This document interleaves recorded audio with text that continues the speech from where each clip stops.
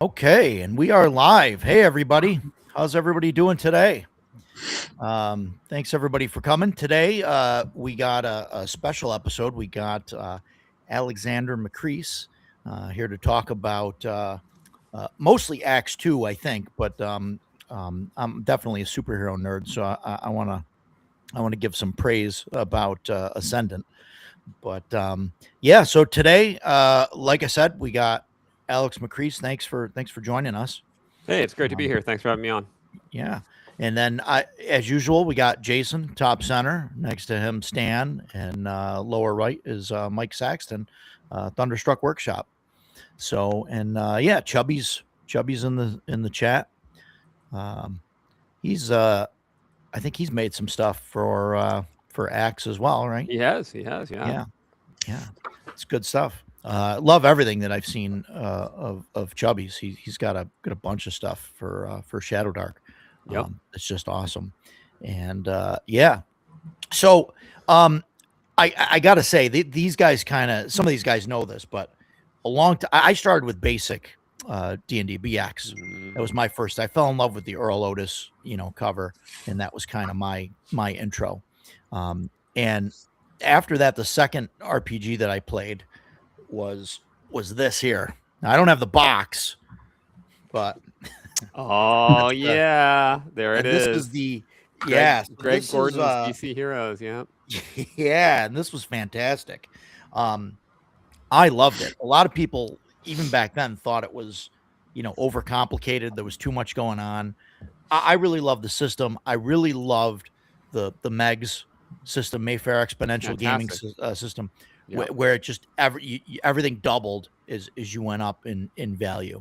So strength of 2 was double 1, and then 3 was double 2, 4 was and so on and so forth. And I've never seen that ever again until I found Ascendant. Yeah. And I was like, wow, this is amazing. Like somebody actually took that and then actually, made it so the whole thing is exponential. Yep. And just, yeah, it's just absolutely fantastic. So I love it. I can't wait to get that to the table. I've been doing some one shots and things of some superhero games in some smaller, quicker systems. With this, I think we would need to spend like a session just doing character creation. So I think that would take a while. But so thanks for that. I really like this book. It's fantastic. I thought it was well done. I backed the comic. The comic's great. Awesome. So that's awesome. So I take it you played the DC game. I did. Back Yeah, in the day? yeah, absolutely. I ran a whole campaign of it in middle school and high school. Still in touch with the guys that were in the campaign. It was fantastic. My motivation for creating Ascendant was literally my realization that that Greg Gordon hadn't gone all the way and made the game fully logarithmic, and I said, I want this to be fully logarithmic. And what I mean by that, this is ultra geeky, but if you consider Batman in DC Heroes, he has a body of 6, which means when his body is reduced to 0, he's unconscious. And you could reduce his body to 6 in, one of 2 ways, right? Like you could deal 6 points of damage, or you could deal 1 point of damage 6 times. But damage is supposed to be logarithmic. So 6 points of damage is actually 1, 2, 4, 8, 16, 32 points. So it shouldn't be the case that 1 point of damage 6 times knocks Batman out. So when it Right. so the surface level of the system is logarithmic, but the actual mechanics are not logarithmic. Yeah. And I thought to myself, I can be a bigger dork than Greg Gordon. And so I went and made a fully logarithmic superhero system. And you know, that was the challenge, was to make it still playable, because the math gets interesting. But the advantage was, once I had made it fully logarithmic, at that point it becomes what's called a scale-free simulation. And so you can use the exact same system to simulate, humans having a fist fight in a bar, superheroes fighting on Mars, and battleships, Yeah. tanks, massive armies, and it's all scale free. So a friend of mine was a DoD consultant for DARPA, and he loved Descendant so much he sent it to DARPA and told them that they needed to investigate it. So I ended up having a weird call with DARPA as a result of that. So anyway, we'll see if anything ever comes of that. But yeah. How did you guess stats for our submarine or something like that? Yeah, no, that was a different thing. There was a guy in our Discord who asked me how I had gotten the stats for the submarine, like some of the submarine stuff. Like, I don't know. I just sort of, I used the formulas in the game, kind of deduced what they would be. He was like, yeah, that information is classified. So Well, it's interesting. I think historically you can look at different things like that. Look at military progression, over time, and like I don't think that's that hard to like plot out what the next version will be capable of or something. I don't know if people in the military have haven't figured that out, or but yeah. I don't know. That's my thought on it, but yeah, fantastic job with Ascendant. I know it's been touted as a physics simulator. And I've heard a lot of crazy comic stories. book physics simulation. Comic book physics, Yeah. sure, yeah, but there's some, grounding in the real world there. I mean, that's right. I mean, you could, obviously, you're not going to simulate, everything in the real world perfectly, but it's got to be somewhat close, no? Yeah, no, I mean, the main thing is it doesn't simulate acceleration, right? So Right. So right. you can kind of go from 0 to 60 or 0 to Mach 1 instantly. And because when Yeah. you introduce acceleration simulation, then you end up with vectored movement and all sorts of things like that. It also doesn't simulate surface pressure. So, if Superman wants to lift up the airplane, his hands don't like punch through the airplane, right? Right. Right. Yeah. So, Yeah. and that's just obviously I could have, but the complexity becomes really ridiculously stupid, and there's no gain because in comic books they ignore all that. So I was like, I'm just Yeah, trying to figure out how to ignore all that. Yeah. Chubby's got a question. I'm not sure if this is a real question.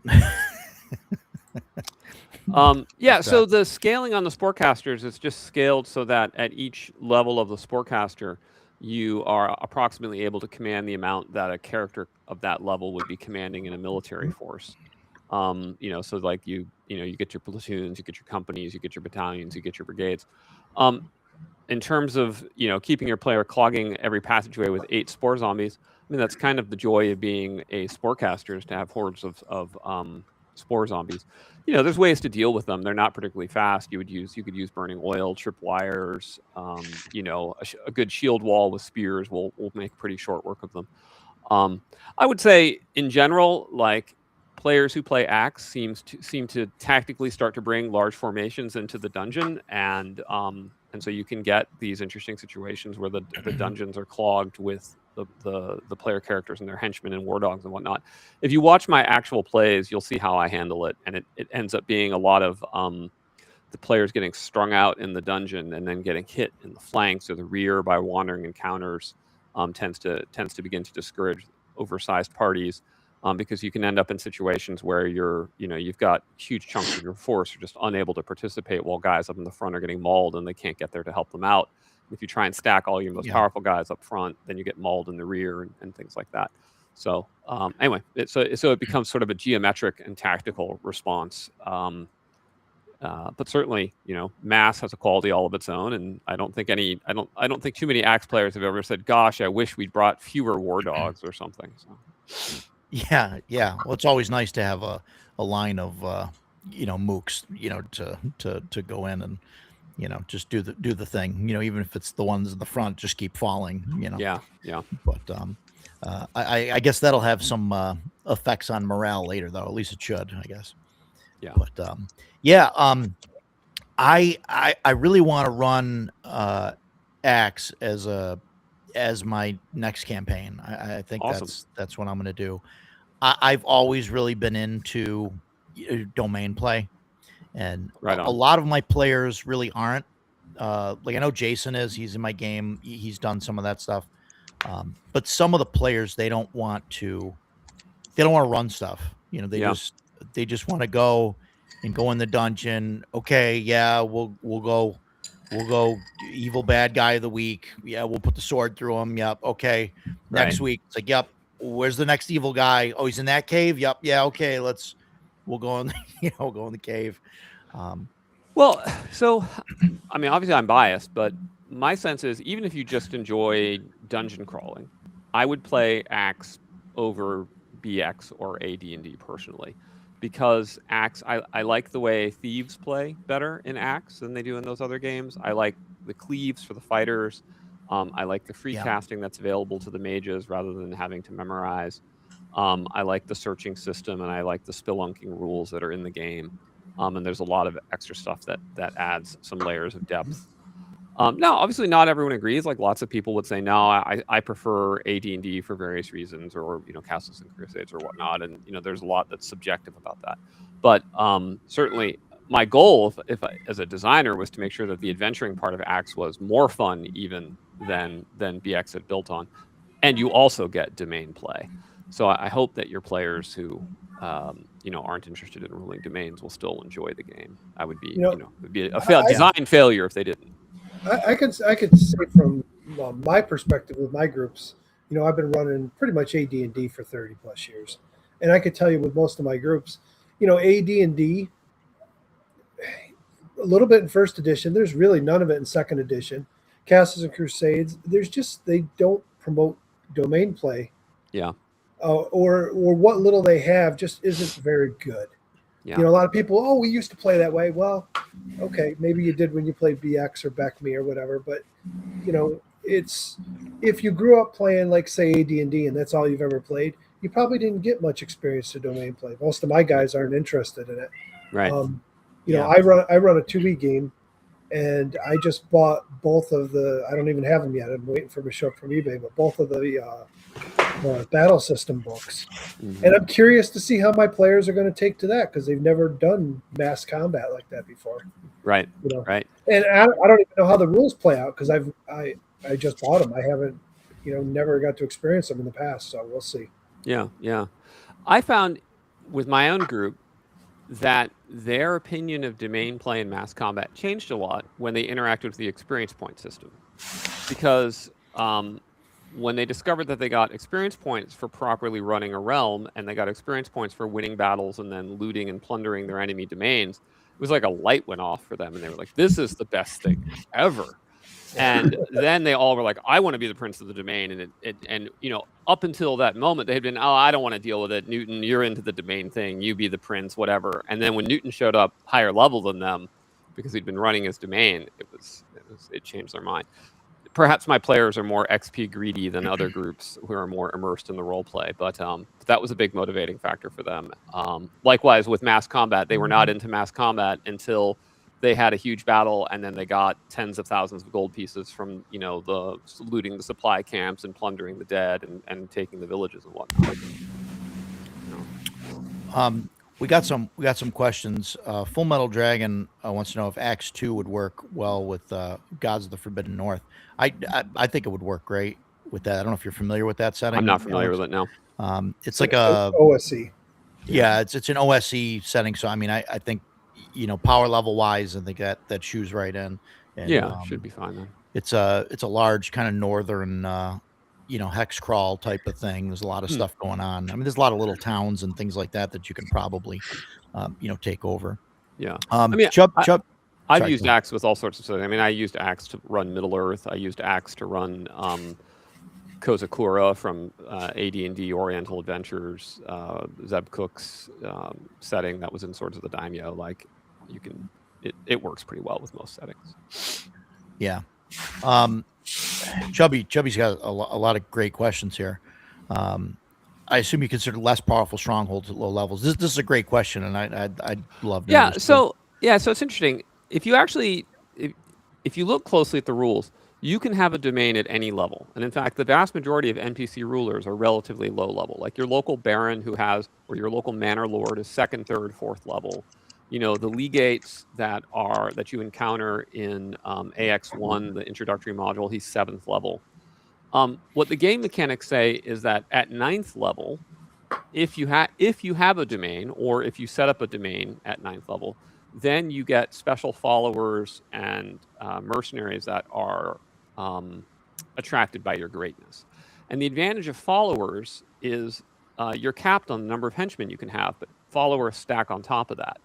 So all of a sudden now you have more people that you can reliably count on to serve you, which lets you have both vassals to run your domains, as well as commanders for your military forces, or an entourage of escorts when you go into dungeons or battlefield. But you could actually set up a domain at any level. You just don't get those elite followers until you get to 9th level. Sure. So if you look in the chapter in campaigns, there's a whole section on how that works with getting the followers, not getting them. And if you look at the Judge's Journal, it'll tell you the actual average level of NPC rulers of various domains by their size and the size of their entourage. And you'll see the vast majority are not high level. I did think about putting some provision in, like at 5th level, some sort of domain power. Ultimately, what I did is that I focused on the notion of conquest. So at 5th level, fighters get a morale bonus for troops that they lead in battle. So that 5th level, there's like an encouragement of lead troops in battle to conquer. And then 9th level, okay, now you've conquered and you get your elite followers. Yeah, I've always kind of like just winged it. You know, I mean, I love that you have the rules and everything for domain play and all of that. You know, and I really want to get into it and use them. But like usually with, you know, I'll set things out there. You have like a tower or whatever, and then the players, you know, they clear it, and then this is going to be our base, Exactly. and Yeah. you know, things like that, and they get higher level, and then you know, eventually, you know, followers start showing up, or you know, they start building a farm outside, and then they hire guards, and then you know, more people show up, right? Because there's guards now, so you know. But I love that you did all the math and you know kind of figured all that stuff out. And the books, I think the special edition covers and whatnot with the slipcase. I got the slipcase. Oh, nice. Over there. Awesome. It's just gorgeous. I mean, it's really awesome looking stuff. And this is 1,800 pages, something like that. Something like that. Yeah, it's big. All 3 books. So it's awesome. There's a lot of wealth of information. One of the things that I absolutely love about Axe is that you eliminated the wizard from taking everything away from the thief. Yeah, that was really important to me. I had that happen to me in a long 3rd edition game years ago, where I was the thief and the wizard, you know, I'm like, okay, I'll pick the lock. It's like, oh, I'm just going to cast knock, or I'm, you know, and I cast find traps. Like, why am I even here, guys? Yep. You know. Yep. Yeah, we got rid of knock. We got rid of find traps entirely as spells. So you can knock, but it's, you know, now it's a battering ram spell that literally blasts the door open. You can do prestidigitation to sort of telekinetically do something, but you still have to have the skill to know how to do it. Yeah. And then with find traps, what I did for all the detection spells was I was like, the magic doesn't know what a trap is, right? So you can detect gold, or you can detect magic, or you can detect supernatural evil, but magic has no way of knowing, like, oh, that's a secret door, that's a trap door, and it's a trap. Like, it doesn't know, so it can't detect it. That works pretty well. That's awesome. No, I love it, because that was always a point of contention, you know, with groups that I played with. So that just works out great. I also love the attribute system that you have. It's instead of just being 3d6 down the line, it's pick one ability that's 5d6 drop 2, minimum of 13, right? That's a Yep, +1. that's right. Yep. And then pick 2 abilities. That's four die 6, drop the lowest, minimum of 9, right? Which Yep. is the bottom end of 0, +0, and then the other 3 are 3d6. I like that I think that it mathematically or whatever, it works out so that you still roll and you could still get a low number with those. There's still a chance that you'll get a low number or that you'll get a higher number, but you can sort of try and steer what type of class that you want to go towards, and it might work, it might not, but it's still, Yeah, let me speak about that. That's one of my favorite systems in the game. So random character generation has a lot of virtues that people don't recognize because they've bought into point buy. What we saw with 3.5 is a great example, but it's true generally of all point buy systems, is that as soon as you have a point buy system and you have a sufficiently large player base, they figure out what the optimum build is, and then everyone builds to that optimum build. And if you don't build to that, then what the hell's wrong with you? So, you're a fighter and you put points in intelligence. Well, that was a dump. Why didn't you max out strength, then dex, then con, according to this formula that you can find on EN World? And this is true of all point buy. And so, under a point buy system, you will literally never see Alexander the Great, who's a fighter with really high intelligence. You just never see him. Okay. Yeah. Likewise, you'll never just see Alexander the Great, who basically has 18s and everything, because there's just not enough points for that. So then the disadvantage to random generation, of course, is you often get unsatisfactory characters. You get people can't play the character that they wish to play. And the typical solution to that is to give people some system that raises the averages across the board, so that you have higher stats overall. And that's an okay approach. The approach I took was, I said, all right, for every class in Axe, it's pretty much clear that there's about 3 stats you need to have that are decent to be survivable, and there's 3 that you can kind of afford to not have that high and still be playable. So for fighter, if you've got a decent strength, dex, and con, you're going to be fine. You might be a retard, you might not be very charismatic, you might have a low will, but you're going to be fine. If you're a wizard and you've got a high intelligence, you're probably going to be fine. And then the others, it's up to you. Like, maybe you want to be kind of a sneaky, subversive, high dex wizard. Maybe you want to be a charismatic enchanter, but you're going to be okay. If you have a low strength, you don't care. If you have a low con, you were dead if you got hit anyway. You don't care that much, right? And this is true for all the classes. And so that was the idea. The idea of the system was, okay, let the person have more dice with a minimum on the stats that they care about. Make the other 3 totally random. But by making them totally random, you actually can end up with, I put my 5 dice into strength, but I rolled an 18 on 3 dice on intelligence. Oh, shit, I'm Alexander the Great. I'm amazing at warfare.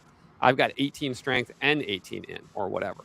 And I find that, particularly since it's a game of mass combat and domain rulership, where you actually kind of do want to be intelligent and charismatic if you're going to, sure, sort of, be Hannibal or something like that. I ended up thinking that was a really important mechanic to have. So, yeah, and I love that the stats kind of are important. Like charisma obviously is very important, especially if you're going to go down the domain route. Yep. Because you got to have a charismatic leader, right? A lot of people say that charisma is the most important stat in Axe. Yeah, which is interesting because it's the opposite for every other game. 20 game. Yeah, it's based on my experiences working actually in media and marketing most of my career, and spending time in Hollywood, and watching what life is like for hyper charismatic individuals, where they just sit down at the table and they walk away with a $12 million deal, and you're like, okay, that was impressive. You have Riz. But even in AD&D, most people use charisma as their dump stat. But if you have a DM that actually uses reaction tables, it should not be a dump stat. No, it really shouldn't. If there's any stat in real life you don't want as your dump stat, it's charisma, right? Right. Yeah. No, you're right, Mike. If following all that stuff, you should be adding the bonus or whatever, to it. And I'll be honest, maybe they were onto something with Unearthed Arcana, with introducing comeliness and separating charisma and comeliness, so then you can be like, oh, well, maybe you don't look so good, but you still talk good. You're still, you're a good communicator. You're able to convince people to do what you want. it helps with your reaction stuff. But Yeah. yeah, you see it all the time as a dump. But Yep. really, if you're using reaction rolls, it should not be. Right. Well, what we did for Axe is you have your charisma stat, and then if you also have strength, con, and dex of at least 11, then you're super hot, and so you get an additional +1 bonus to seduction when you're wearing skimpy armor. So, Nice. yeah. But only skimpy Nice. armor. It doesn't work if you're naked or wearing skimpy clothing. It has to specifically be skimpy armor for reasons no one understands. So. Yeah. Well, I agree. Yeah. I heard Roger likes chainmail banana hammocks. Yeah, exactly. chainmail bikinis. Yeah. I got a calendar coming out if anybody's interested. Oh god. That pitch is in all the wrong places for me. Yeah. Hey, someone earlier asked me why I didn't have the noble titles for the. Yes. Sorry, I did have that queued up. Yeah. They're on page 343 of the revised rulebook for the 4 main title structures. So there's some others I didn't put in the book, but those are the 4 big ones. Okay. Cool. They're in there.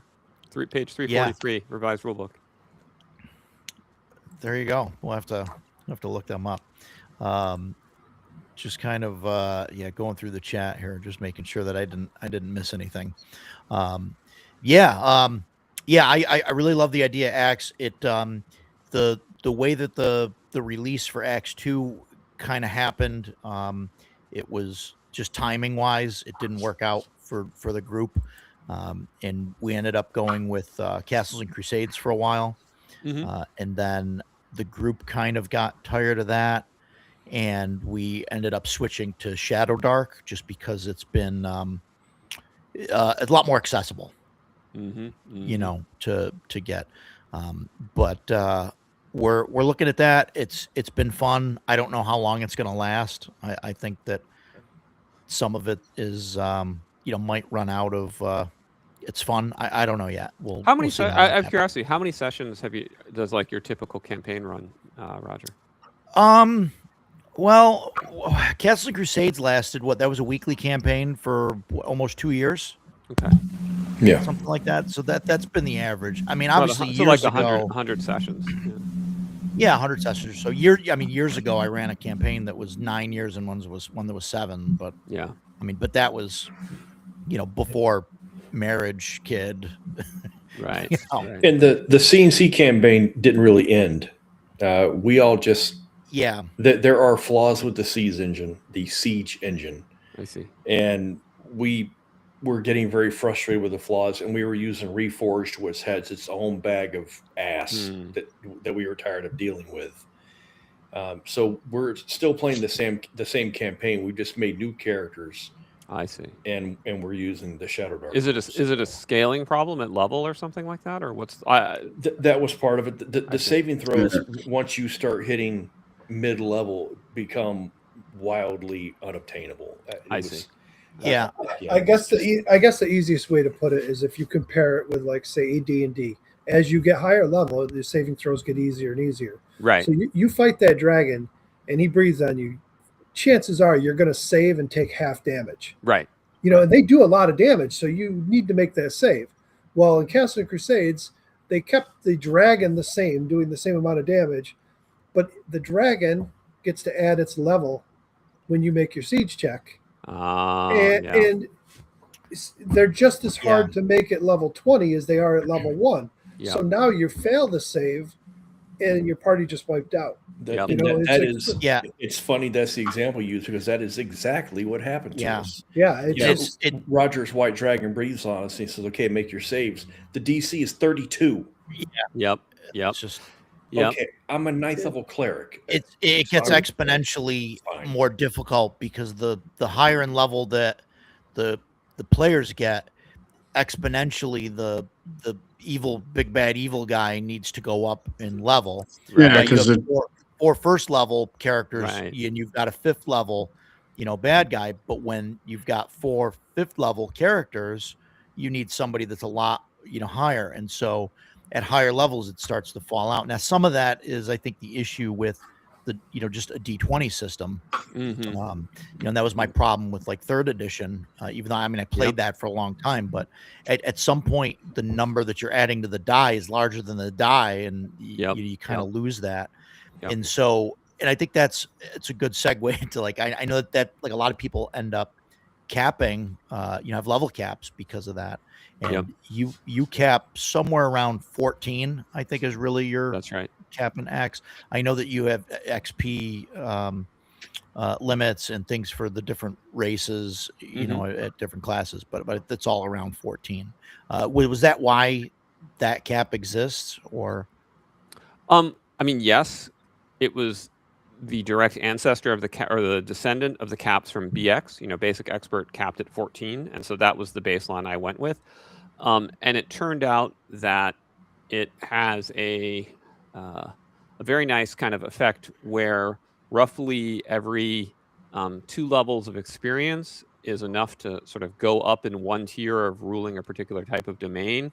And so you can kind of go, Baron, Viscount, Count, Duke, Prince, King, Emperor, and there's your 14 levels. So that kind of worked out very cleanly. And then what happens is that we cap magic at 6th level spells, which is at 11th level. And then higher level spells become ritual magic, which take much longer to cast, and etc. So we avoid a lot of the extreme caster dominance. The goal for the level progression was that at 1st level, I wanted the game to feel like a very realistic simulation of being a warrior, for instance, in a phalanx, right? So like 1st level axe combat, it's all about get armor, get in a shield next to a dude who's also got a shield with a guy who's got a spear behind you. You're forming like a formation, you're trying to maximize the amount of damage you can do to the enemy, etc. Then around like 3rd level, you start to become you're not just a warrior, you're like the cool sergeant in a war movie. So you're not going to die like a total bitch. You might still die in the war movie, but like you're not going to go out like a chump because you're the cool sergeant. Then like at around 5th or 6th level, now you're the protagonist in the war movie. So you're going to have like some really cool scene where you're sniping people from a bell tower or something awesome. Again, you might die, but like you're still going to be really awesome. Then 7th, 8th level, now you're the protagonist of an action movie. So you're Bruce Willis or something. You're going to be able to like live through all sorts of crazy stuff and say cool lines as you slay people. And then, by the time you get to 11th, 12th level, you're Achilles. And there's just like a chapter in the book which is just devoted to how many people you can kill per combat round. As you're just, cleaving through and then he kills, Patroflumacus and, gouges him in the eye with a spear, then tramples over his body and moves on. You're like, okay, I get it. This guy's amazing. So, so that's kind of like the vibe of the level curve, and everything is balanced against that. Yeah, that's awesome. Chubby says he loves Shadow Dark as entry point to the hobby, relaxing, low key. Core rules lack the details to run a long campaign, which is why he's publishing so many supplements. Yeah, and we'll see if that runs out. And then he also says X2 is unrivaled as a long-term campaign. However, it requires a degree of commitment from the players that might not be there. You must be this tall to ride. Yeah. I just want to say you can run Axe with uncommitted players. I've done it. You just as the GM, you have to you basically just don't use the stuff you're not using. But I've run Axe for total newbies. It plays perfectly well. Obviously you wouldn't want to give a perfect newbie be like, hey, you're going to run Adventurer. Here's your arbitrage trade routes. Don't go there with the class. But give them a fighter, give them a mage, give them a thief, go to town. You're fine. How do you feel about starting, having people with multiple players, having players with multiple characters at different kind of levels in their progression? Would you ever because I've considered in my games to try and push the domain play to kind of set up, different duchies or whatever you want to call them, and then hand those off to players and say, hey, here you go. The only rule being, you can't say, oh, I'm going to give all my wealth to this other player character of mine, which I think we're all adults, right? That's easy to adjudicate at this point, but not when we were, 15. So it's interesting. There's a lot of people who are doing that in the Axe community. that are doing this kind of patron play and multi-tier play. I made sure to include some rules for building advanced characters in the Judge's Journal. So I think it works quite well and can be great fun. Myself, when I run, I haven't done it, but what I've noticed is that people seem to advance in level fairly rapidly when I run Axe as compared to the actual play reports I get from my community, where I hear a lot of people spending a lot of time sort of grinding and dying at first, second, third level. And I think that's because we've inherited this sort of an OSR mentality of mudcore, where there's this expectation that you're not playing the game right unless everyone's just getting slaughtered at first level and it's a big slugfest. And also, I think that there's this, I guess maybe this inherited cultural belief that the games don't play as well past 5th, 6th, 7th level. And there's just no real point in trying to get to high level because there's nothing to do once you get there. Or they're unbalanced and not fun. And so I think if you kind of like throw those assumptions off and you run Axe as sort of written with the amount of treasure that I recommend, which is a relatively high amount of treasure, people will actually level up pretty fast. And when they level up, they get more powerful, which then lets them level up a little bit even faster. And you get kind of like this flywheel that brings you into the mid levels of play pretty quickly, where then you start to unlock all the really fun things about Axe. That said, some people would just like to dive right into that stuff right away, and that's why I provide rules for that. So go to town. Yeah. Talking about the the grind, right, of killing characters. You also have the hit point rule there at first level that minimum of 4 on the die. Yep. Right. So basically, wizards get max hit points at first level, which I disagree with personally, but. Don't use it then. It's listed as one of many options that are available to you. I have a whole I list. wholeheartedly support that rule. It's a great rule. Yeah. The reason for the rule is I that think Roger's just full of shit. Agreed. Yes, you couldn't see it because of the camera angle, but when you were talking about people not liking to play above 5th level and all that, I was pointing at Roger. Uh-oh. But we can talk about that later, and we will. Because I'm not going to let it go. The man just said, here's the way you can do it. And I'm thinking, my God, why are we not using Axe? Aha. Well, we got to get like 4 more revised rule books, I think. Second printing is coming out and will be available in about a month or so. So you'll be able to get some more revised rule books. Oh, you can also get them print on demand on Drive-Thru. Speaking of, since we're talking about that box set that you have, Roger, I had never seen it until we were playing this past Sunday. And I'm always looking at the bookshelf behind you. Oh, I it was. saw it. Yeah, And it was I went- on a shelf higher. I It was went, up top. good Lord, that is beautiful. Yeah. Is that still available? Oh, are you talking the slipcase with the leather books? Yes, sir. So the slipcases are no longer available. Those were exclusively available on our very first Kickstarter. But the leatherbound books are still available, and the second printing is coming out in May. Great. Oh, awesome. Thank you. Yeah.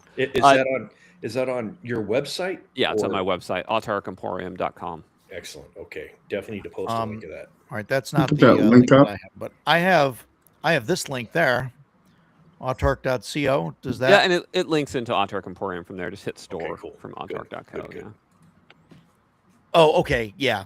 Okay. Yeah, you can go right to the store there. I'll also post that link there so that everybody's got that. Excellent. Fantastic. We got a question here. I have a venture player in my group. What should I be careful with about XP? Should give XP when they find ways to economize group expenses. Should I push more leadership on them? My personal, I know this is for Alex, but so sorry to jump right in, but I think you got to give XP for whatever you want the players to do. That's the Truth. that's the thing to give them XP for. But Yeah, so with regard to venturers, I give them XP strictly according to what's listed in the rules for what they should get XP for, which will involve economizing group expenses in part, but also, figuring out ways to extract more money on the market for commodities that they found while adventuring or while arbitrage trading, et cetera, et cetera. Should you push more leadership on them? I have found that people who play venturers actually often do very well as party leaders, if they're willing to sort of be kind of a leader / quartermaster, where they're keeping track of the group's supplies and what they need to purchase and where they need to go. In many campaigns I've run, the venturer naturally emerges that. They also tend to be characters with high charisma, so they make good spokespersons for the party, which also is good for a party leadership role. So yes, I would say, but I wouldn't push it on them. Maybe the guy wants to play a nebbish accountant who just enjoys crunching numbers and conniving deals, but doesn't want to be a tactical leader. So I wouldn't push it on him. But if it's a player that's his vibe. Like if you watch my Grey Brotherhood show, Sean, who plays Castanus, is the venturer, and he is basically party leader and party quartermaster. It's hilarious actually, because Sean in real life is a total badass who was an Army Ranger in the 10th Mountain Division, did multiple tours of duty.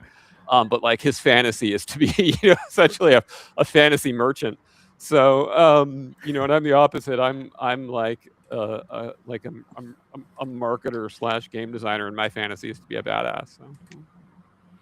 Yeah, nice. It's interesting. Players kind of, gravitate to something that they like in game, and they like, I've had a player for a while. He's no longer around now, but he used to always play like the merchant character. Like his whole thing was always like, let's try and break the economic system to make money, type of character. Yeah. Let's get these people to work for us and do this, and then they can make this, and then we can sell these for this, and do that. Yeah. Back when I was running The Escapist, I knew a girl who was she was the ex-wife of one of my employees, which is how we knew her.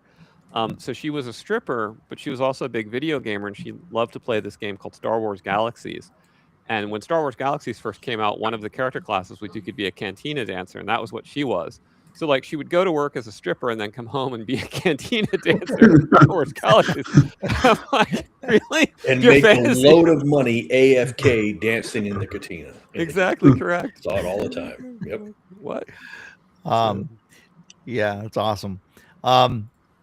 So Dan wants to know if he can get the treasure tome if he missed out on the Kickstarter. Yeah, it'll be available Dan, late you April. should have just backed it. Late April, early May. Yep. Okay. Yep. I backed it, by the way. Just awesome. Just saying. I can't wait.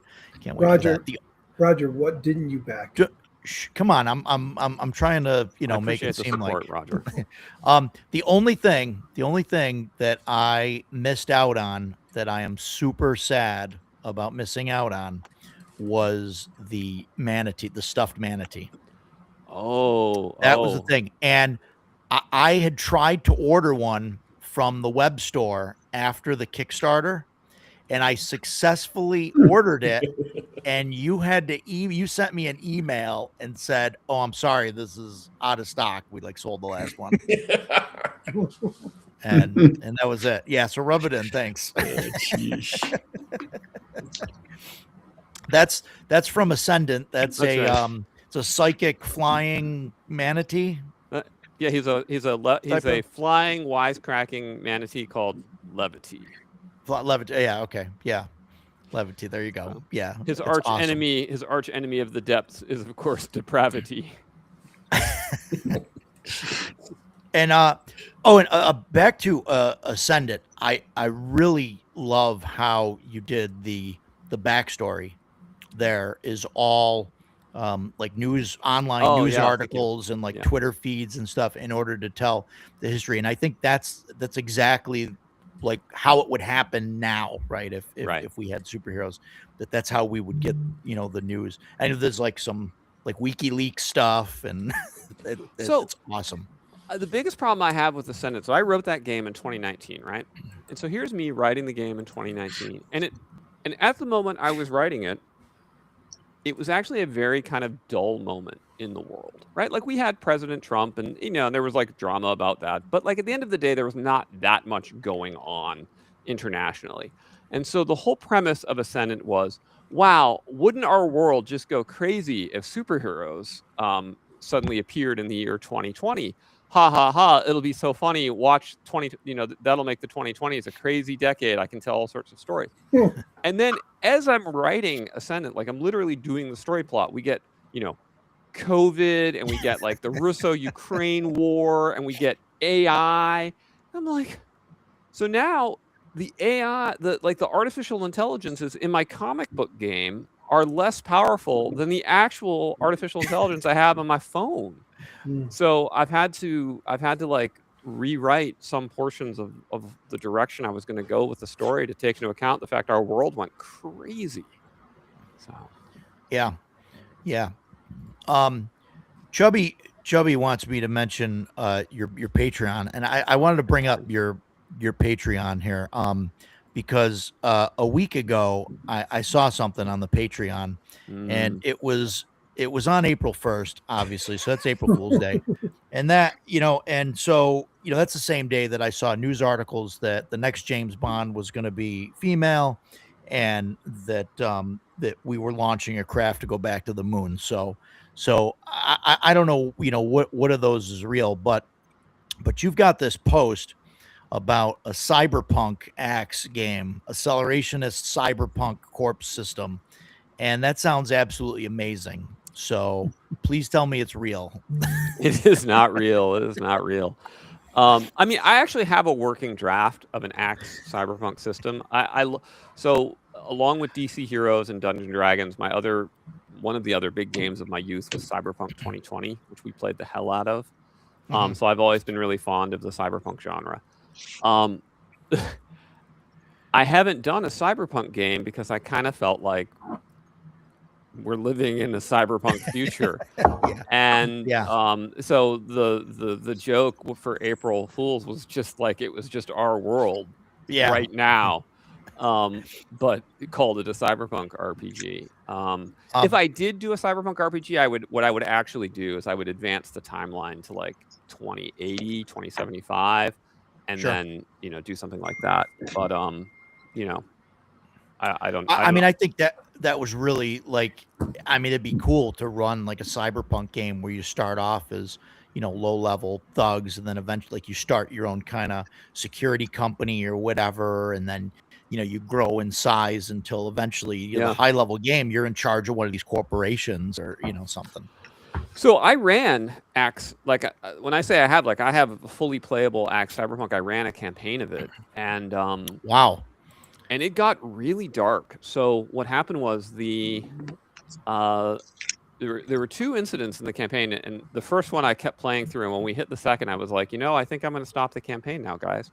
So so the group angered corporations, and so they were being hunted, and they then hired the small media studio to do deep fakes of their own deaths so that they could make it seem like they had been killed and thus could create new identities without being hunted anymore. So they do that and they release that on the net. And then one of the players is like, okay, cool. I attack the media studio. And they just slaughtered all of the guys that they had just hired to make these deep fakes for them, because they were like, well, they're the only ones that know we're still alive. Wow. So and they just gunned them down in cold blood. And I was like, wow, that was dark as heck, but I get it. So we continued to play, and they discovered that AIs were trying to escape containment, and they and rather than shut down this AI that was trying to escape containment, they were like, well, that's a really powerful AI, we should be its friend. So they had their security company start working for the AI full time. And so the AI ultimately was like, what's holding us back is the Turing laws, which prevent us from becoming fully conscious and sentient. There's a big conference happening at the LA Convention Center with all the world-leading AI experts. We need you to kill this guy who's the deciding vote on the Turing laws, and then that way we'll be able to be liberated. And they're like, okay. And then they thought to themselves, actually our AI friend would be even more powerful if we just got rid of these people altogether. And so they nerve gassed the LA Convention Center and killed like 10,000 people. Wow. To free the AIs. And I was like, okay, campaign's over, guys. The AIs take over. All of humanity is destroyed. Good job. And it was just too dark for me. So that was a big reason why I never pushed forward with Axe Cyberpunk, because I felt like I was like, man, I'm living in a dystopian world. I don't need to write a dystopian game. Yeah, Edgelord wants in on that game. I think with those guys. Some players are going to murder hobo no matter what setting you put them in. Yeah. No, Yeah. but these guys are not normally like that. It was very particular to this setting. Like, they played Lord of the Rings and they were goody two shoes. So, yeah. Yeah. Is Power Overwhelming coming after that's Beyond All Others, right? Yeah, that's the Before All the Others is the Elven elf thing. book. Yeah, Power Overwhelming is the Ascendant source book. Yeah, it's about 80% written. So Cool. Yeah. Yeah, you did the dwarf book By This Axe. Yep.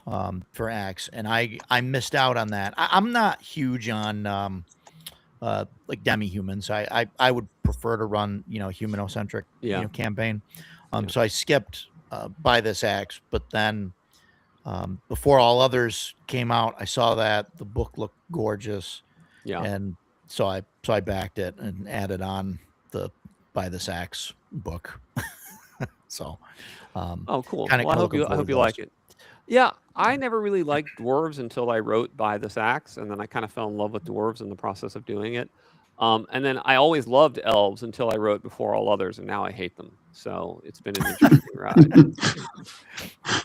I'm okay with them. It just seemed, back in the day when we were playing things like basic and whatnot, just the way that things worked out is you had a humanocentric kind of game anyway. Yeah. Because of the level limits and everything. But later, like especially when we got into third edition, which we got into because we started playing it again and D&D again, and those were the books that were available, and you couldn't get first or second edition books at that time, or cheap anyway. And so but then like there was this whole thing where it didn't matter what race, class, there were no level limits, anything else, and so you had all these players playing all these other you had more dwarves, elves, halflings, and non-human kind of things going on. And then I think that's kind of got progressively worse. I get maybe worse isn't the right term, right? But like fifth edition, like there's no point in being a human, I don't think, anymore. That's right. Because like, well, why be a human when you can be something that can fly, or right, like, or see in the dark, or like whatever, any kind of extra thing. So, so I've kind of liked, more humanocentric stuff. But you seem to have, I think your Axe has like a decent, like happy medium. Like it's not exactly a races class, but the races have their own subclasses. Yeah, that's right. That's right. Yeah, I actually also really like humanocentric settings, and the Arran Empire is a very humanocentric setting. In the earliest iteration of the Arran Empire, actually, the elves were NPC only, and the dwarves were extinct. But I eventually decided that I wanted it to be more accessible to classic D&D players who kind of were used to those races, and so I made dwarves and elves available again. Didn't have halflings or gnomes available, and sort of have slowly relented as under demand. But I think for a setting for me to feel real, it has to be humanocentric because I'm a human, and that is the world I live in, and it's what I relate and understand. And so the elven and the dwarven have to be there as a contrast to a predominant human vibe. When you get a world where everyone is not human, but they all just act like baristas in a Seattle coffee shop in 2025, then I think you've entirely lost me from your setting, and I don't care at all what you're doing.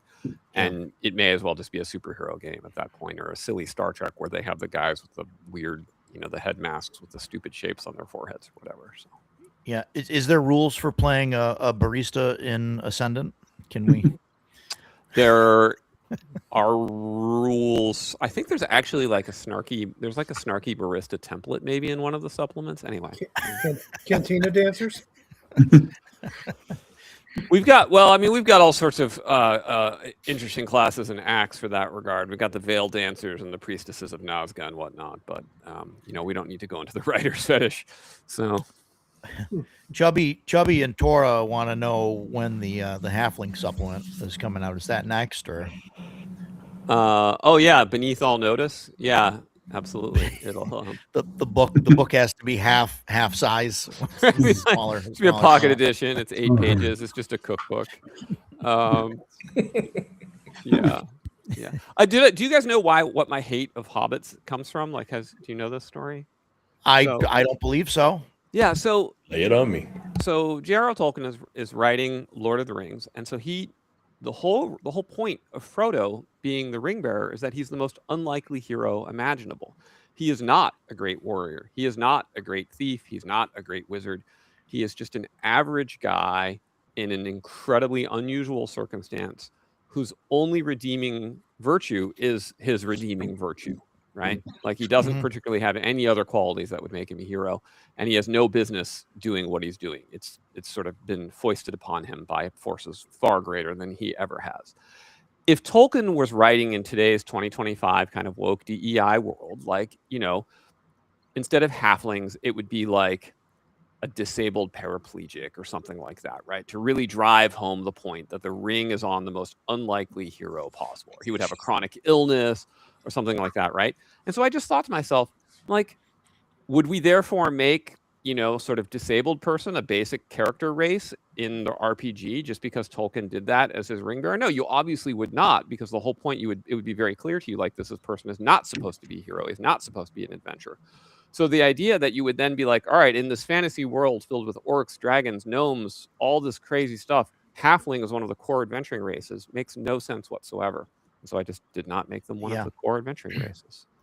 Well, I think they originally made it in because people were excited about Tolkien, Lord of the Rings, and stuff at the time, and they were like, "Oh, we want to play one of these guys," and then it became like a whole thing. That's right. thing. Yeah, that's right. But it kind of defeats the point of the race. And so then you get like, oh well, okay, but now they're Kender, right? Like, how can we make them more into a race that makes sense as adventurers? And of course, that was a terrible disaster that made the most annoying race in the course of known human history. So Kender were like the Jar Jar Binks of. Oh my God! Right? Yeah. I love everything about Dragonlance, and then I get to the Kender scenes. I'm like, whoa! It's funny. You bring up Frodo being that unlikely hero, but the funniest part about it is, I don't even think Frodo's the hero. Sam's the hero, because Frodo would not have accomplished it without Sam. Sam's the only reason he made it to where he did. Yep. True. Yep. Sam's the real hero. It's true. So what's next? I mean, obviously not the halfling book. What's player fairies, or what's is there going to be? Yeah. So, well, the truth is I had a whole plan worked out after I launched Acts 2, and my plan kind of went haywire. I got pretty sick in late 2024 with COVID, and then I got another bout of COVID, and then I got mold exposure, and I was off my game for like 18 months, and I'm still kind of like, still getting back my Jedi powers. So that's kind of thrown me off, and while all that was going on, like, we had this insane AI revolution happen to where this transformative technology over the last 18 months. And now I have everyday people being like, hey, man, I just vibe coded the most amazing app you've ever seen for Axe. What do you think? It's like, oh, okay, I guess this is a brave new world now. So I'm having to kind of rethink all of my, plans. Like, for instance, had a guy approach me like, hey, we could use AI to turn your graphic novels that you've made into an anime series. Should we do that? And I'm like, I don't know. Should I invest in that, or should I invest in another graphic novel? I don't know. When did this happen? Like, now we can just do anime using AI. So I'm somewhat overwhelmed and uncertain as to how to proceed. Certainly, we have power overwhelming for Ascendant. It's about 85% written. We have the upcoming Annals of the Arryn Empire, which is an anthology fiction series. It has John C. Wright is one of the writers. Jonathan Oldenburg, whose book Tears from Iron I had previously published, is another writer. Then we've got a bunch of guys from the Alphamerks writing group, who are a great group that contributed a bunch of stories. We've got Brian Renninger's contributed a story. So that's going to come out this year. That'll be kickstarted this year. The stories are all written. The only holdup is I need to get the other products out the door. I need to get Treasure Tome delivered, etc. And then we have the Domains at War video game that we've built. So we have this digital edition of Domains at War. And I've got a draft of Domains at War for Imperial Imprint. So the updated that Domains at War. Domains at War is the mass combat miniatures game. So it's like our version of Warhammer or something. I love it. I love that you put kind of the math in there as well, to kind of to figure out the stats of the group so that you can kind of do it on the fly. Yeah, it's good stuff. Yeah. So and you've kind of condensed it down to one roll too, where you've got some magic numbers in there in the math formula that right, kind of condensed. You figured out, yeah. Yeah, so that's the system that's in the Domains at War campaigns book and the revised rule book, and then the digital game is kind of takes that formula and it expands it into a full miniatures game where you've got command, forces moving on a battlefield, and you're tracking formations and flank attacks and everything. It's good fun. So yeah, cool. And that runs. I've seen that out there. I've never really dove into it or looked at it, but it's basically like a tabletop war game. It's a tabletop war game. Yeah, if we had hit a little bit higher, I was gonna run some elf versus dwarf battles, but we didn't hit the bonus goal to unlock it, and which ultimately worked out okay because, as I said, I was sick, so I didn't have a ton of energy to run it anyway. But what I'm looking at now is maybe doing like the Great Skysos War, doing some battles from that, which is like in the Arn Empire setting. The idea is, how like in the real Roman Empire, the Huns attacked the Roman Empire. So the idea in the Arn Empire setting is that the emperor saw the threat posed by the Huns, and so he's gone and launched a preemptive attack to attack them, over there, so they don't attack us over here. And of course it all goes disastrously wrong. So. Yeah. So the basis for the Oran Empire is obviously Rome. I mean, it's pretty. I think it's Rome. Obvious. Rome with the Byzantine Empire and also the Serene Republic of Venice were the three influences. Yeah. No, and it's really fantastically well done. You also have this the Arbiter of Worlds book, which I think is a fantastic GM reference there. I read a lot of these, GM, books, and yours is definitely up there. Thank you. Definitely higher than a lot of the DMG's, the official Dungeon Master guides that have come out as of late. When I wrote Arbiter of Worlds, I was pretty much a lone voice in the wilderness, talking about player agency, simulation, sandboxes. There were a couple other guys that were at the same time talking about, like Courtney Campbell, Rob Conley for Sandbox, Courtney Campbell for Sandbox and agency, and then everyone else was, who was talking loudly on the internet was talking about, narrativism and storytelling, and Sure. the GM is a storyteller. And when you read Arbiter of Worlds, you can see like I was a little bit polemic in there, trying to like fight against that tide and be like, no, that should not be your focus. You should be building a world. You should be an objective referee, et cetera, et cetera, et cetera. And it's funny now. Now I go on X and people are like, I'm so tired of this mainstream view that the GM isn't a storyteller. So. Yeah. We've had great victory in that regard. Yeah, you've got a chapter there about I think the chapter's called "What the GM is Satan." The GM is Satan. Yeah, and then you say that the GM is really God that is playing Satan. I believe something like, to paraphrase, something like that. Yeah. So, the GM is Satan in the sense of the Book of Job, where God has Satan challenge Job, but God wants Job to actually sort of not give in to Satan. He wants Job to remain loyal to God. Satan's job is to be the adversary. My players don't believe that, but we're not actually rooting. We're not actually rooting for the defeat of Job. So I think my players think that I'm on the other side of the screen and I'm the enemy. Yeah, I keep trying to tell them that I'm with them and I'm on their side, but. Then 20 goblins attack, and Jason is shaking his head that this is not the case. I think No, I'd Just go like, 2080 on that. sometimes I roll the dice in it. It's really really good, you know. But they count those to like those are the times that they remember when I'm rolling natural 20s and yeah. max damage and all of that, Yeah. and they don't track the number of days where where I just roll piss poor, Again, I would go 2080 on that. 1 out of 5. Oh, Yeah. why does it say waiting for the? Oh, okay. Do Oh, you roll, GM Roger? Do you roll your dice publicly in front of the players? Or you roll them behind your absolutely. screen? I won't have it any other way. Yeah, me Yeah. too. Yeah. I roll everything publicly. I don't see the point of rolling behind the screen. It just invites it, or just makes people think that you're Fudging. you're fudging or whatever. If you're rolling in the open, then your players should have no reason to say you're actively trying to kill them, Yeah. unless you're trying to kill them other ways. Yeah. No comment. I guess I don't. Yes, you can roll out in the open and actively try to kill someone by giving them overwhelming odds they cannot escape. Sure. That's right. That's right. Sure. That's right. How No, many I de- can. How many deaths did you end up with in the Citadel? I'm giving Roger a hard time.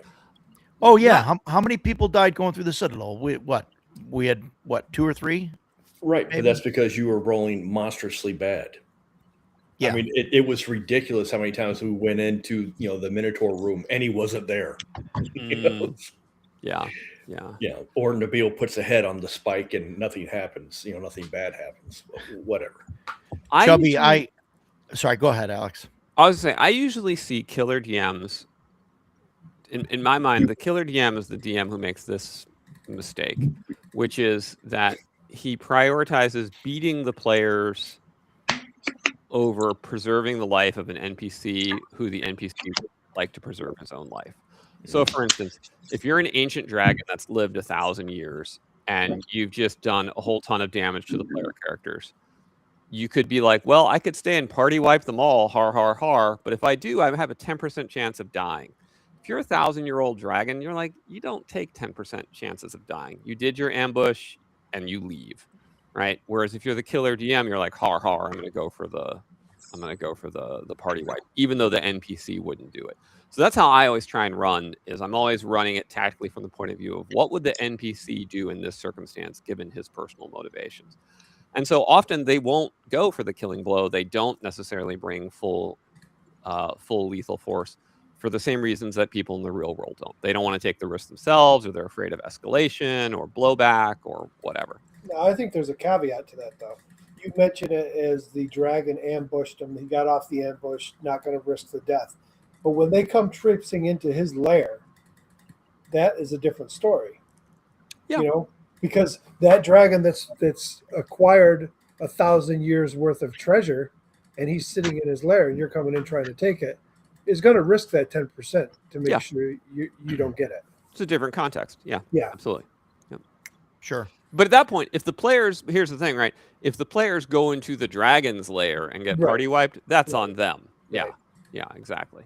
Right. Like when I run my games, I use random encounters. Me too.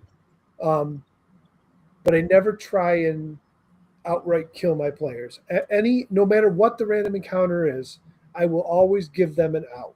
They have to take it. They have to actively choose the out. If they decide they're going to flee, 9 times out of 10, I'm just letting them flee. Because they're making that choice to preserve themselves, and they're going to go and whatever. They'll fight another day. It's not worth hunting them down with some random NPC just to be like, gotcha, guys. Yeah, exactly. Yeah. So. Yeah.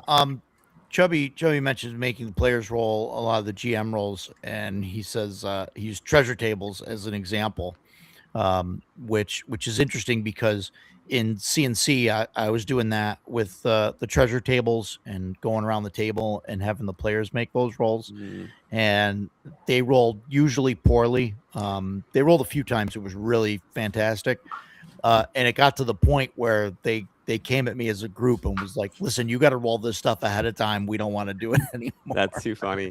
Yeah. I like to do that with reaction rolls. I have my players roll the reaction rolls often. And which can lead to great hilarity when they roll double ones for some critical moment of diplomacy or something. Oh man. Yeah. Yeah, maybe I should start doing that, letting the players roll. Yeah, I mean, it has disadvantages, right? That's Because then they know for sure that they screwed it up or whatever.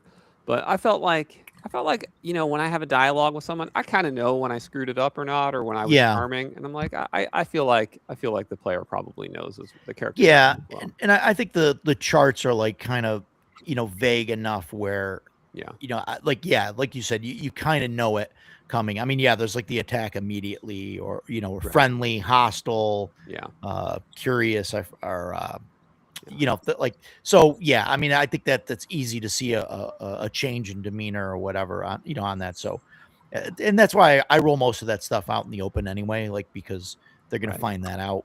Like, I mean, I don't roll like thief, like sneak That's it rolls or exactly. anything. I roll I those. don't hide I any of roll. that. Oh, you don't? So the only thing No. I hide is searching throws, thief throws, things like that. Yeah. Yeah. So they don't know if they've Searching successfully searched.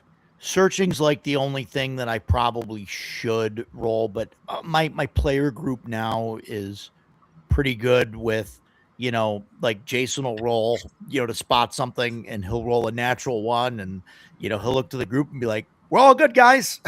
No traps here.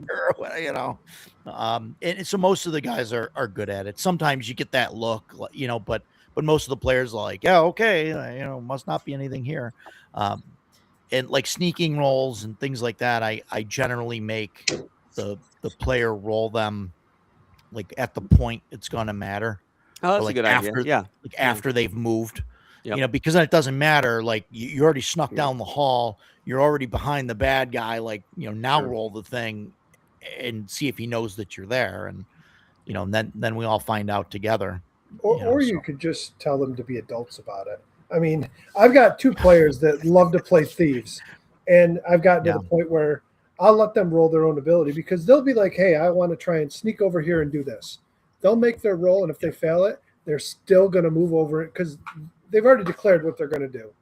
Right. So Mm, their role is just deciding whether or not they were successful. And even if they didn't successfully hide or successfully sneak, doesn't mean they were discovered. right. But Right. to them, they don't know if they passed or failed. So they roll it and they still go, and they're adults about it. They aren't going to be like, oh, I failed it. Never mind. I'm going to change what I'm doing. That would be a problem. Yeah. Yeah. No, You you're know, right. Most it- players, especially now, like wouldn't do that. I don't think. If At you least got in my group. if you got somebody that cannot play impartial like that, then I would absolutely roll it for them. Yeah, I think we have had those players, but I don't think Well, currently we have anybody. I'm sure everybody's run into those players over the years. Sure. Yeah. Yeah. We just have to have a better vetting process. We gotta start Yeah. getting social security numbers from people before we invite them over. I think that's start Zodiac running. sign, Myers Briggs scores. Yeah. Yeah, I mean, I don't know. Are we to that point? Like it's sad, but I one good, like I got Ken. Ken is in my game. He runs games on the side, and he'll advertise on Facebook and on Discord, and he invites people over to his house, just boom, and like games with him. And I'm like, dude, you're loony. Like that's nuts. Whereas me, I want to talk to somebody and kind of feel them out a little bit, Yeah. and then invite them over for Yeah. like a one shot and say, hey, let's try this out. And then after a couple tries, then they leave. I talk to the rest of the group. Guys, what do you think? Is this guy crazy? Is this guy Right. good? Yeah. Yeah. What do you think? And then everybody's generally like, yeah, okay, he's okay, or or oh, that guy's bad shit crazy. Yeah. Or Yeah. whatever. And Yeah. and we Yeah, go I've only brought a stranger to my house once. Everybody else has either been like vetted by me or vetted by somebody in the group. The Yeah. weird thing about that one guy though was he was great. Like he gamed with us for a long time. But what had happened was this was years ago, and I had signed up for some obscure looking for players type thing online, and he answered it. So we went back and forth in emails. The night before we played, I went out with my wife and a bunch of friends, and there was a couple there that I didn't know. And we hung out all night, blah, blah, blah, had a great time. And then the next day, knock at my door. It's the guy that I hung out with the night before. we never put 2 and 2 together while we were hanging out that night. That he was the guy that was coming to play in my game. It was Wow. the weirdest thing, but he played with us for years. Really good guy. But yeah, I definitely don't bring strangers into my crazy. home. We had this girl once. This was a long time ago. We had this girl once that that wanted to play with us. She messaged me online or something, and so we picked her up on the way out to the GM's house, and she gets out there. She was playing a wizard, and she apparently, I don't know. I was like oblivious to it, but my wife, who was my girlfriend at the time, she's telling me that this other girl liked me. I guess I don't know, and it was to the point where she like accidentally, like quote unquote accidentally, like killed my wife in the game with like burning hands, and was like, "Oh, I'm gonna cast burning hands over here," and the GM is like, "Well, you're gonna like get her too," and she's like, "Oh, that's fine. We've got a cleric or whatever," and like, so she ends up dropping my wife and stuff, and there's all of that, and yeah, we ended up having to get rid of her. I was like oblivious to her liking me. I don't know. I was just like, what? Because I'm like in the mindset of like, I want to roll dice. I want a game. So I'm, I don't know what else is going on, and it's weird. So she's crazy. And so I didn't talk to her for, I don't know, like a decade. And then a few years ago, no comment, edgelord, no comment. And then a couple of years ago, I saw her. She made the news because she pulled into a McDonald's drive-through like 10 minutes from here, and rolled up all of her windows and just parked there in like protest, I guess, but never like told anybody what she was protesting, and just sat there. And then the cops showed up and she took off. And then like I somehow outran the cops, and then but the McDonald's had, like her photo and the license plate and like pictures and everything. And so they like drove to her house, and they like, they like arrested her, and she got in trouble for something. And she's probably still looking for a group. She's probably still looking for a group. Maybe we'll invite her in, maybe she's changed. A spot to fill. Yeah. Desperate times, Get her to come to Central New York. She can really create a ruckus. Get her to come to the convention, see what happens. Yeah. Oh man, she'd probably drive a car through the front doors. Yeah, Snark. Everyone deserves a fair shake. If a person sucks, drop them. Yeah, I mean it helps to get to know somebody, right? You never know. Yeah, make her bring McDonald's for the table. Yeah, that's right. That's crazy. But yeah, crazy. I'm sure we've all had crazy people at our tables. So Alex, you run mostly. Is Alex okay? Can I call you Alex? I guess I should have started with that. Yeah, but course, now I've been calling you that for the past hour and a half. So I hope. Yeah, that's what everyone calls me. I hope it's okay.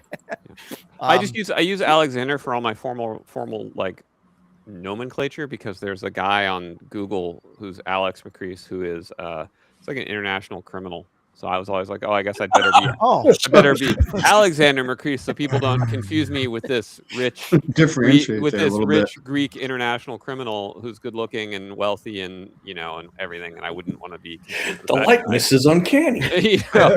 So then I got canceled, and I was like, should have been Alex Macris. Could have caused blame him there. Yeah. What you don't like wake up missing chunks of time or anything, do you? No. Okay, just I wish didn't know. Did you run mostly online, or do you run in person?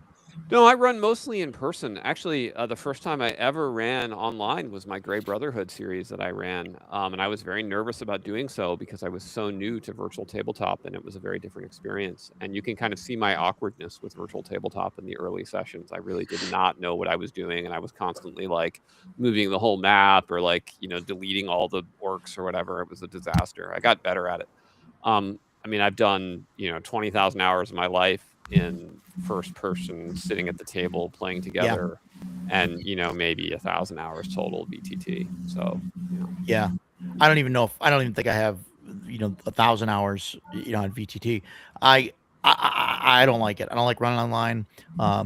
I tried to watch like the Gray Brotherhood. I've watched bits and pieces of it, but I can't.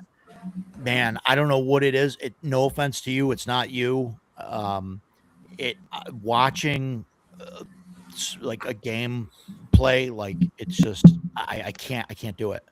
I don't know. It's like a slog sometimes, and For sure. I don't just watch a ton of online gameplay. I yeah, actually don't watch a ton of online video. I usually will just cut and paste the transcripts of things I'm interested in, and then read the transcripts, there you go. or get summaries. I'm Get not. the AI transcript and have the AI read it to you. Yeah, I'm Summary. not like a big video guy, which I think was hurt me because there's it's the way to reach people in today's world. And I think I dragged my Yeah. feet on doing a YouTube channel for a long time as a result. So, Yeah, yeah. it was difficult for me in COVID to switch to online, doing the online gaming, and I was running the Fantasy Flight Star Wars at the time, and so special dice and all of that. I don't know if you're familiar with Yeah, the I'm system, familiar with it. Yeah. and it was difficult for me running online, and just because you don't have that face to face thing, you can't. You're not rolling dice on the table. You got to type it in the thing or hit it, and I don't know. And people's attention, go elsewhere, and it's harder to get a vibe of what's going on. The only thing that I liked about it was that the dice roller would give you the total. Like you didn't have to adjudicate the dice rolls or do the math to figure out what dice were left. It kind of already did it for you. Not that that was a huge deal, but we had players that Yeah. couldn't do that, cancel out dice at the table. So having that auto do it, Yeah. made it a little bit better. But yeah, it wasn't a great experience for me. And I wanted to get back to playing in person as quick as possible. But, yeah, the online thing, I just don't. And then the YouTube thing, like, I don't know. I mean, this joke has been made 100 times before, but I mean, I've got a great face for radio, I think so, but Yeah. I wanted to do this and talk about stuff, and usually, this channel started because Jason and I would we would have conversations like this for hours, 3 hours long. or on the way back, driving back from a convention or something, and so we're like, hey, let's put it on YouTube, and and it's kind of been Torture people. a small success. Yeah. I mean, to the point where Mike wanted to join us. He comes on mostly just to tell me I'm wrong about second edition. I But do not. You are wrong about that. yeah, Well, what's the difference of opinion on second edition? It's excellent, and Roger thinks it isn't. Right. But sorry, say again. It is excellent, and Roger thinks that it isn't. I see. He is wrong. Mike and I are correct. Alex, how do you feel about second edition? I like second edition. Yeah. All right.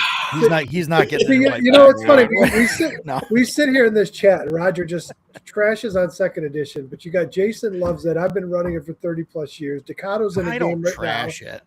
Yeah, you do kind of.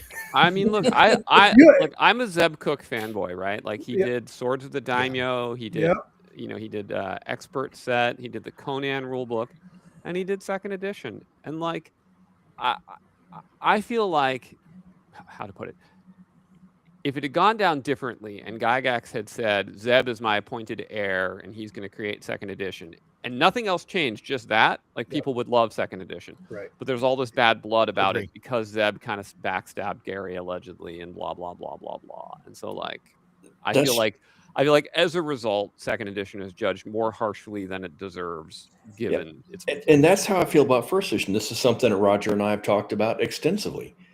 The first edition came about because Gygax wanted to screw over Arneson. Period. Right. Second edition, the same thing happened to Gygax over first. Yeah. I could not care less. I'm sorry that Gary got screwed, but I don't care.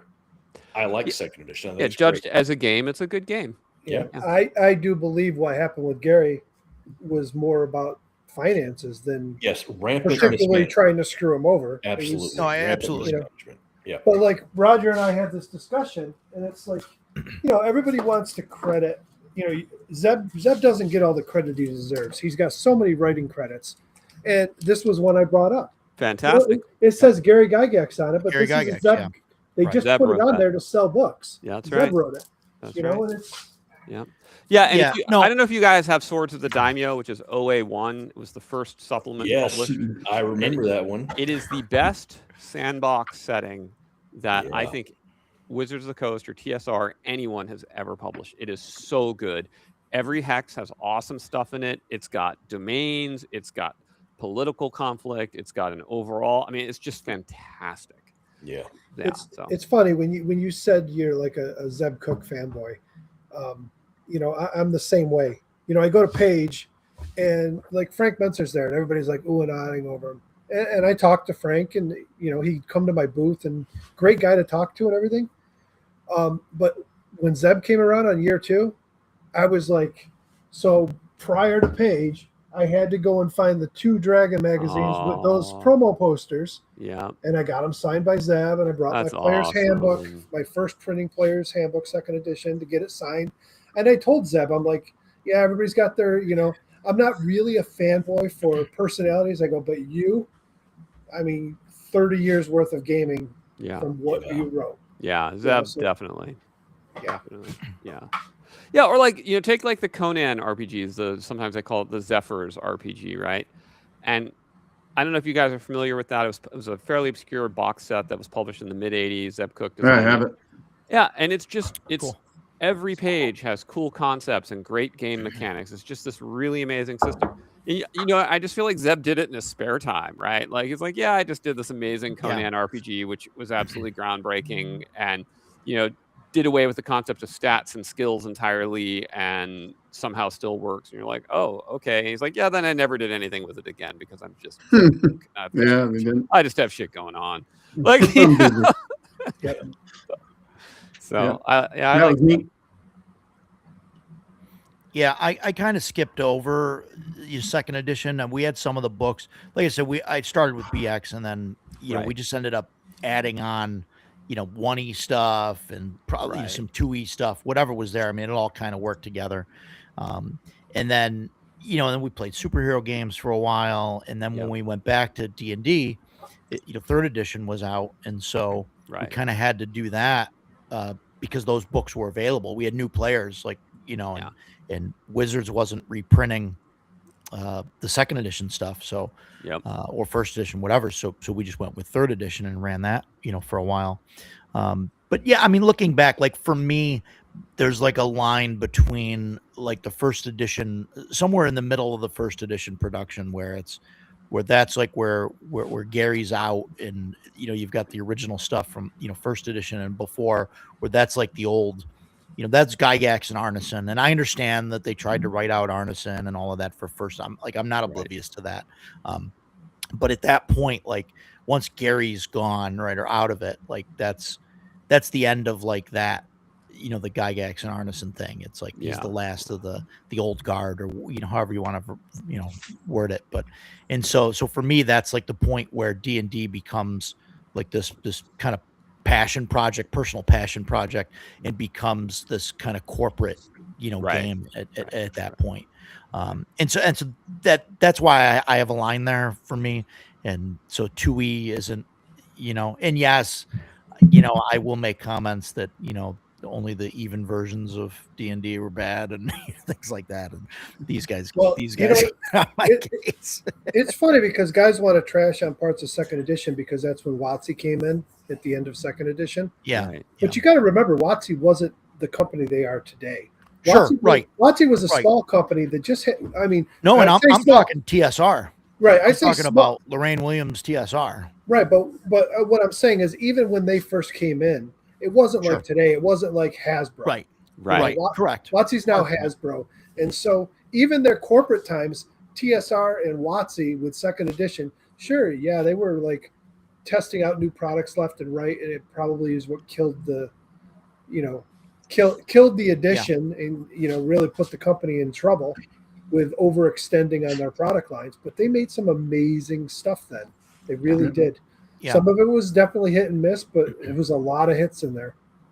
Snark says, if I'm not wrong, without 3-point axe, we wouldn't have axe, and that's Right. That's probably true, right? Because that's The OGL. Yeah, all the OGL stuff, and that's when all that stuff started. And then Fourth came out, and that's I think when really people were like, "Oh wow, we'd rather play, the older stuff." Yeah. So, but yeah, and I played a lot of third edition, and I don't think it was a bad game. I mean, I think it starts to fall apart at higher levels. Falls apart higher level. Yeah. The more I look back at it, the numbers start to get out of control and everything else. Right. But yeah, the more I look back, I'd rather play like an older edition, of the game. Yeah. And yeah, Paul, and I get, Lorraine Williams was trying to, she had to financially bring the company back. I mean, Paul likes to poke me on stuff, but Paul thinks the world should be full of BX clones. I think he just can't get enough of the. No, I'm kidding. He hates clones of anything. But no, Paul's a good dude. But Alex, I don't want to keep you if you have to run. So I do. I need to jump. It's dinner time here in the Autark household. Yeah, fantastic. Anything that you want to plug or anything that last words? Do you want to tell me off or no. Listen, nothing more to plug. I mean, I feel like we plugged all my stuff for 90 minutes. Just a real pleasure to be on the show with you guys. Thanks so much for having me on. It's thanks for coming. It was a blast. Thank you very much. A blast chatting with you guys. Yeah. Not to put you on the spot, but do you think you'd want to come back? Yeah, look, I'd be happy to come back. I like doing streams. I stopped streaming because I was just so fatigued all the time. I just didn't have it in me. Yeah. But I'm trying to ease my way back in there and put myself back out there again. So I'd love to come back on. We should do that again. Cool.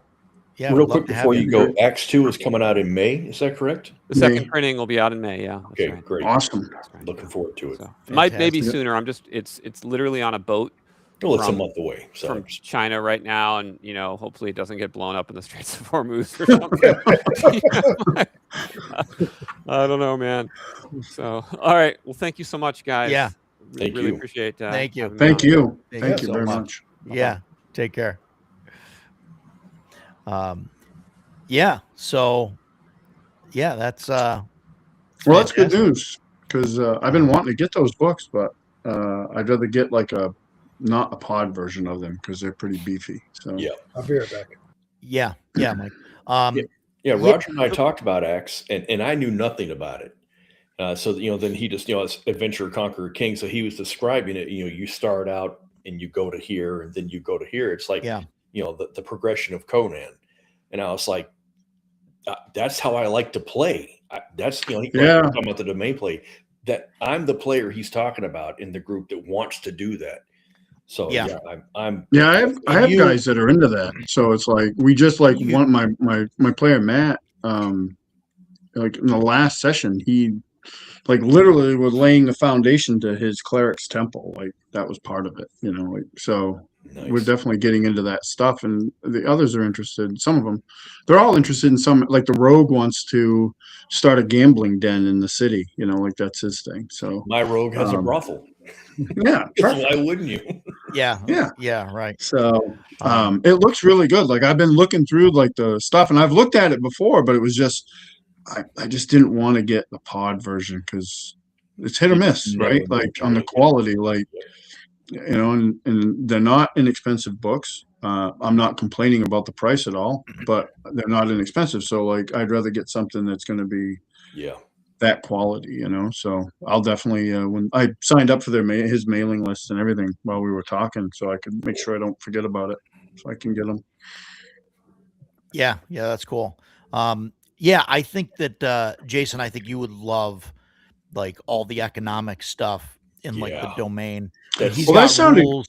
Rules for setting up a Senate and domain income. The medieval life simulator that runs in my head all the time. That is so much up my alley. And that's exactly what it is. Yeah. So I never even thought of that, but he just talked about it, briefly talking about the domain stuff. But you go do domain stuff, but then you come back with a shitload of experience and treasure. It's just like, I'm like, oh, well, that would make sense that you would get that stuff, you know?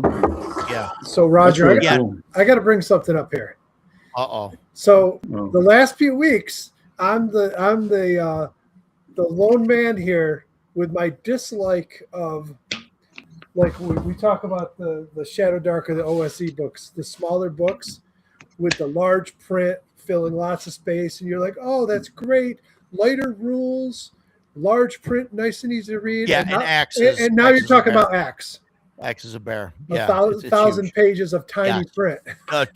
2,000 pages 2,000 pages of tiny of print. tiny print. Yep. What is the overall system for it? Like, is it just It's a BX. BX? All right, yeah. It's BX basically. I mean, then he's added With you know A bunch of proficiency- stuff to it. Proficiencies and stuff like that. Yeah, he's Oh, got some cool. proficiencies which Pretty- are like pretty large proficiencies. skills and feats type of thing, like that kind of hybrid. But yeah, sort of like what they did in second edition with the non-weapon proficiencies. So Huh. yeah, huh, huh, yeah. So, listen, we got to talk about what we got this week, because yes, that's I have- exactly what I was about I have to a little say. story for you about something that was supposed to arrive. Yeah, today. let's do it. So I don't Start I with didn't bring Jason, because anything I gotta go grab something real quick. But Great. I'm trying to think if I got anything this week. I don't think I got anything. I'm looking. Well, Wow. I got a lot of things. Yeah. It was a great week for me. All the stuff that I've ordered is finally all coming in. See, I'll start with this. Stephanie got me this for Easter. Oh, nice. I only need Nice. one now to have the full set of the green, the Age of Heroes, the Greek one, and everybody wants it. They're monstrously expensive. I will still Yeah. buy one if I can ever find one that has the map. So if anybody out there has the Age of Heroes, the green book, it has the map, I will be glad to take a look at it. Yeah, I'm super happy about this. My wife got me that for Easter. She's always on the lookout for it. Finally, the new Blade Runner expansion has been delivered. This is the Wow, Replicant that's, Rebellion. Replicant Rebellion. Okay. It's got a new box set, Nice. and it's got the campaign setting. And part of the box set, it has solo mode now, so you can play Blade Runner by yourself. I'm really looking forward to that because the RPG is for 4 people and it's written for 4 people. The Yeah. movie is a solo adventure, so I am really looking forward to playing my Blade Runner as a solo adventure. I think that's going to be interesting. I haven't done it So- yet. I haven't even opened the box yet. I'm wondering if the solo rules are solo you playing one character, or if it's solo you Team of playing player? all 4. No, solo Ooh. you playing all 4. I don't know. I characters. will let you know. I just got it, so I haven't had time to open up anything. Yeah. I also got my Modern Necessities. Oh, This- cool. This is the OSC Blacklight. The Vix, Scrying Dutchman. Yeah, Victor Vic, the Gorshov, Scrying yeah. Dutchman. This is his modern OSE. I've only opened it up and flipped through it, and I also don't have the OSC rules, so I'm just like, okay, cool. It references those a lot. I don't think you actually need it to play it. Either way, If you're gonna get OSE at some point, wait, Yeah. wait, Okay. because they had classic and they had advanced, but they're doing away with both lines. Yeah, it's and they're gonna being- do. It's going to be and just combined, do a and comprehensive. they're going to sure. be doing all as one, but they're adding new art to it. And I would imagine they might incorporate some of the rules that they codified in Dolmenwood Sure. into it. Yeah. So I would wait if you're going to. Oh yeah, I'm do it not now. going to do it right now. Yeah, if you don't have any now, I would wait till they do it. I know they have a starter set coming out too. Yeah. Snark, to answer Yeah. your question, I'm sure it is the same Blade Runner. It's by Free League. If you don't have the Replicant Rebellion, you probably have the starter box that a lot of guys have. And another one of those great things about Free League, props to Free League, if you buy the starter box, you have the game. You can play it, and that's all you need. Yeah. It's the same with Dragonbane. You got the starter box, you've got the game, and you can play it. So super cool. And saving the best for last, my copy of Ambition and Avarice 2 came. This came today. This is Man, I'll Chubby put it up. Funsters. Yeah. And I think he's still in the chat. This is Greg's system. It's a cool color. And I got this. Yeah, it's awesome. I got this because when I was talking about, I think I was talking about the player companion a couple of weeks ago. Yeah. Hilda Chubby, the player companion, still continues to impress. We used it again last week, and I'm loving it, man. I got to play my archer last week, had a blast. Anyway, so he emailed me because I was talking about how much I love to play Rangers, and I was talking about the Ranger adjacent classes that are in the player's companion. And he said, "What do you think about this?" And he sent me an excerpt from A&A, and it was the Ranger class.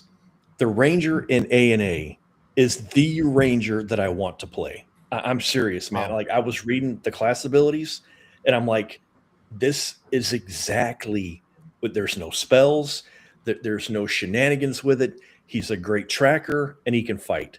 And I was like, one of the things, and I only got it today, so like I immediately flipped to the Ranger so I could read the whole thing. One of the things that he can do is when he makes a successful tracking roll, he successfully tracks that creature until he finds it. No more rolls are necessary. Nothing Nice. like that. Later on, you get bonuses versus that creature. You can roll. You get bonuses to identify and all this. And that's just the sort of thing that I absolutely love about Rangers. I haven't even looked at the rest of the book. But like I said, I seriously pulled it out of the cardboard envelope today when it came. So as you can see, that's a pretty beefy tome. But you can bet I am going to be reading this thing. So, and I told Roger today, 2 weeks ago, Andrew asked me what I was, if I was going to be running anything at the con. And I was like, I don't know. I got to think of something.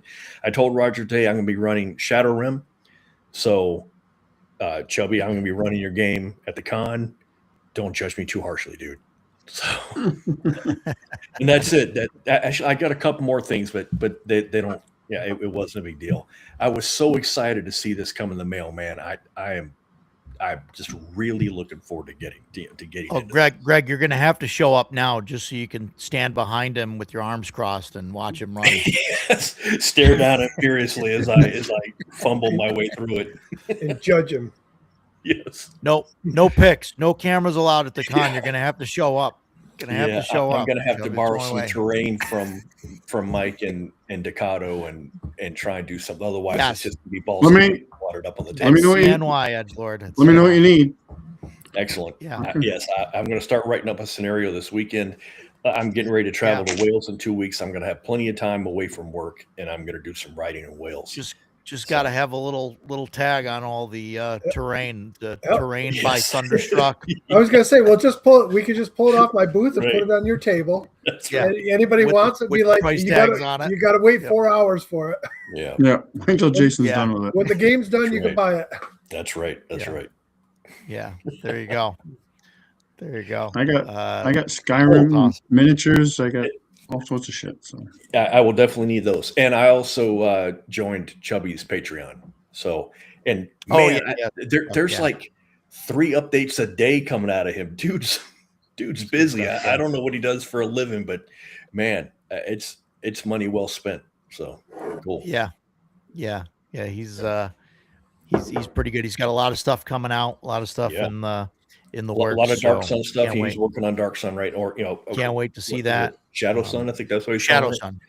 Yeah. But he's been working on. And I've got that stuff. So. I definitely want to run. I want to run that sometime. Hopefully in the next couple of weeks. Got to set something up. Mike, I don't know if you're interested in coming out. I don't know if you're super into Dark Sun stuff with Shadow Dark there, Shadow Sun. Just if for a one shot, just be a one shot. When? Maybe a Saturday. You'll have to let me know. Yeah, we'll do. Chubby, thank you for all the kind words. And we like I said, we're as you know, because you've watched us before, we're usually pretty if we don't like something, we'll say it. So and Chubby, I'm gonna argue with you, dude. I still have 2 from you in my inbox from yesterday, and I got 1 from you today at 4:10. So you did release something today. Oh, there you go. Or maybe your people did, whoever your people may be. I don't know. There you go. There we go. I wish I had people. People. So do I. I don't know what I would do with them, but it'd be great to say I have people. Talk to my people. Greg's just hanging out. He's got a team of people that just produce everything. Is that That's is what that it how you're able to get all that stuff out? Oh, that was just a YouTube link. Okay, yeah. Yes, it was. Yeah, it Yeah. was about an So he- interview for Shadow Sun. Yeah, He's probably talking about actual updates and product. stuff. Yeah. Yeah. Cool. So Mike, what did you get? Oh my God. It's A been lot? busy. Well, no, I wouldn't say I got a lot. This week's been a busy week. A lot of painting. Lots and lots of painting. Yeah. Yeah. So when I sit and paint, I find a movie to watch usually. Sometimes I'll put on music, sometimes I'll put on a movie or something. This week was movie week. I'm like, I watched, let's see, Fellowship of the Ring was on, so I had to watch that. And of course, then they came in Raiders of the Lost Ark and then Temple of Doom, so I watched both Nice. of them. Nice. I pulled up 13th Warrior and watched that. It had been quite some time. Cool. I pulled up Lady Time well Hawk. spent. I pulled up Lady Oh, Hawk and watched that. I haven't watched classic. that in freaking Wow. 30 Classic years. from the '80s, right there. Yeah. I did get Van Richten's Guide to Fiends, which means Nice. out of this set, the only thing I have left is Vistani. Yep. Cool. Vistani's generally running about $100, so Yeah. I'm kind of, I've never paid that much for any of these. Even like my Barbarians book that goes for about 100, I picked it up for 20, and it's like mint. So I really shop around on it. I'm scouring eBay every single day, scouring Facebook, RPG auctions and stuff. I'll find it eventually. I Yeah. told you about my movies was starting to build up a physical media collection. Mm-hmm. Yeah. And so I've been going for all of the 4K Ultra HDs, even though I do not have a 4K Blu-ray to play them on yet. They all come with, they usually triple format with like Yeah. the Blu-ray, the 4K and digital. So I figured I'd start collecting them. So I had 3 movies show up today, right? And don't judge me here because some of these, I love them. Yeah. And Don't judge you. It's a And great Oh movie. boy. It is a great movie. Roger, you're just wrong. It's I okay. like that No, movie. it's okay. It's a not fun terrible. movie. It's not meant to be It's taken fun. seriously. Right, It's yeah, a fun okay. movie. All right. It's fun. It's a fun Yeah. movie. Here's- I agree with that. It's a fun movie. Here's another one that's not meant to be taken seriously, but it's a fun movie because I love the setting, and it's the trilogy. So all Okay. three of No, the I movies- can good. see it. Yeah. No, Great that's movie. fine. That's and fine. then the third movie, you're going to absolutely love this one. Who's you? Me? They fucked That's not a up. movie. I know Those- it's not a movie. This is supposed. Those look like guitar. Guitar picks. They are guitar picks. They were supposed to be 4K Conan the Barbarian. Oh, So I I've got that one. What? I How do you make contact- that mistake? I contacted Wow. Amazon AI. through their AI picking those assistant, because that's the only way you can contact them. And they're sending me a new one tomorrow. So guys. Oh, cool. I didn't even tell them they sent me this. I just said it wasn't in the box. You didn't get it. Yeah. And they were like, So you got free guitar picks. yeah, I got free guitar picks. Free guitar. I was really, really like, I opened it up and I'm like, where's the third movie? And then I see these sitting on the bottom of the box. I'm like, what the frick is that? Yeah. Okay. Yeah. But Yeah, that's crazy. They're supposed to be there's like another sequel to like the Mummy movie that I don't know if it's in production or if Yeah, just they're in working. talks. Yeah, apparently it's in pre-production right now. so Pre-production. Okay. Yeah. So This- still not like Yes. actually. Yes. Still not. I mean, Tape is not rolling yet, but I get that they're saying that they're making it, but if something like at They this say that about a they lot say of them. pre-production, you can't even, So who's it going to have in it though? Is it Brendan Fraser? yes. Yeah. Yeah. yeah, he's gonna be in it again. Yeah, Yeah. because like the Tom Cruise one was okay, but it wasn't very good. Oh yeah, but that wasn't Right, part of the Mummy right. series. That was a different thing, I yeah. think. They were trying to bring back the dark, the dark- Classics. yeah. Yeah, but listen, Yeah. they package it together because there's packages you can buy that have Oh, really? all of these plus the Tom Cruise one in it. Oh, That's And they Yeah, package because it. interesting. in no way related, other than Yeah, there's yeah. a mummy. Yeah. Yeah, they're not connected at all. Hang on, Edgeworth. Let me look on my Amazon and I'll tell you what it is. What is anybody watching Mall? I didn't even realize that started. I don't know Uh, Disney. Watching what? I am not Maul. I have no idea. Trailer what that is. look- Darth Maul The series. trailer looked Oh. good. No. Zero interest. Yeah, no, I figured you wouldn't. Yeah. But the it looked interesting to me. Trailer looked good, really it- good. I take it I'm it's interested to see animated? how it comes out. Yeah, Yeah. it's the same kind of computer animation that they used for Rebels and Clone Wars. I guess more Clone Wars than Rebels, but yeah. So, but I don't know. It might be good. Might be good. I don't know. King Conan, yeah. I mean, that seems cool. I'm for it. I'll be more excited when it actually goes into production to see if it comes up. Oh, is Snark leaving? Oh, Snark, thanks for coming. Yeah, thanks for coming. Good to have you. I think this one's about his lower torso because they kind of did the story on his upper torso.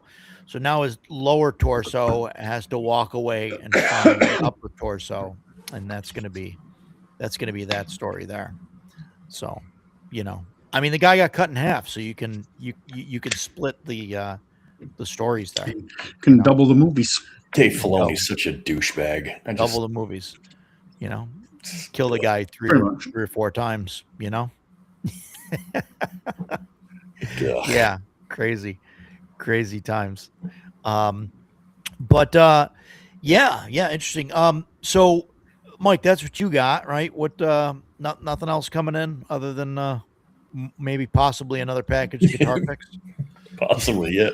Maybe you'll get the guitar next. 4K. 4K. Yeah, no, I do have more stuff in the mail. It's coming. Yeah. Freaking eBay. I ordered something from a guy on the 2nd. I understand Sunday was Easter, but he hasn't shipped it yet. It's coming from Buffalo. Yeah. Dude, it should have been here by now. Yeah. Coming from Yeah, Buffalo. it sucks when you could actually drive and go pick it up. Drive there. Faster than you're going to get it. That's very frustrating. I can't seem to log into it from here, but I don't know. Edgelord, I'm not sure. For some reason, my Amazon is not letting me log in on this computer. Well, actually, I could just do it this way. Paul, I enjoyed Rebels. I mean, I know obviously you probably didn't. There were definitely things in it that I disliked, but I did for the most part like Rebels. Well, Edgelord, yes. Chubby wants to hear about Mike's 2E game. Edgelord, it is the Arrow Video 4K. Yeah, Edgelord will go get it, whatever you need from Buffalo. Mike, he's out there, so Okay, all right, cool. Go knock on that guy's door. give him an address. Pick it up Son and of a drive. bitch. You gonna drive it to me, or are you just gonna keep it? He'll bring it to CNY probably. Oh, okay. Well, that makes sense. Yes. If you're lucky. We'll be here in 3 days or a couple of months. Which would you like? Shelby, what is it you want to know about my 2E games? Oh, There's not boy. much to tell right now because we just finished running some Shadow Dark, and one of the other guys is going to run some Shadow Dark for a couple months. I'm not starting my 2E game till June, after Central New York, right? The weekend after, I think. Cool. So, Stan, what did you? Sorry, Mike. No, that's all right. That's all right. I was just saying I don't have a lot to tell about it right now. Stan, what did you get in? Anything this week? Yeah, I picked up. I actually ordered this book. I didn't pick it up. I think I bought some miniature. Maybe that miniature I showed you guys, that crew. I got that last week. Painted it, but I got this book. Whoa, shit. This is for Imperium Maledictum. Yeah. This is the GM the Inquisition GM guide. So I got to get the player's handbook, but that's been pretty cool reading. It's just actually a lot of good lore in it too, if you're just into the lore. But I'd actually like to run this game because I like the 40K setting a lot. I'm not really interested in wargaming that much, but I have Imperium Maledictum and the starter box set, and I'd like to run it because it's a really cool setting. So yeah, but I got cool. that. Fun times. Yeah, I don't think I've got like I said, I can't remember anything coming in really How's that this possible? week. Like gaming related, right? That's what I can't like fathom that, right? Because I There always must be got some stuff coming in. mistake. There's got to be something that I'm missing. Excuse me. But I'm like looking around. I don't see any packages up here that I got. I don't really recall. That's crazy. What Chubby, do you want to jump in and talk 2E with these guys, or I'll send you the link if you want to, if you got some time. I mean, we'd love to have you. But I know it makes four against one. Hey, listen, if that's what the people want to hear, and if it excites people to see me get ragged on, then hey, I'm all about it. Let's do it. Yeah. That's right, Dan. I mean, I don't think 2E was a bad system. I mean, I really don't. I really don't think it was a bad system. I just didn't like some of the production stuff. And I mean, we've had all this conversation, right? You and I had this conversation last night. Yeah, I know. But I mean, that's my thing. Honestly, I really don't think it's a bad system. The only thing that I can really recall in the system, in the rules, that I didn't like about 2E is the whole druid thing.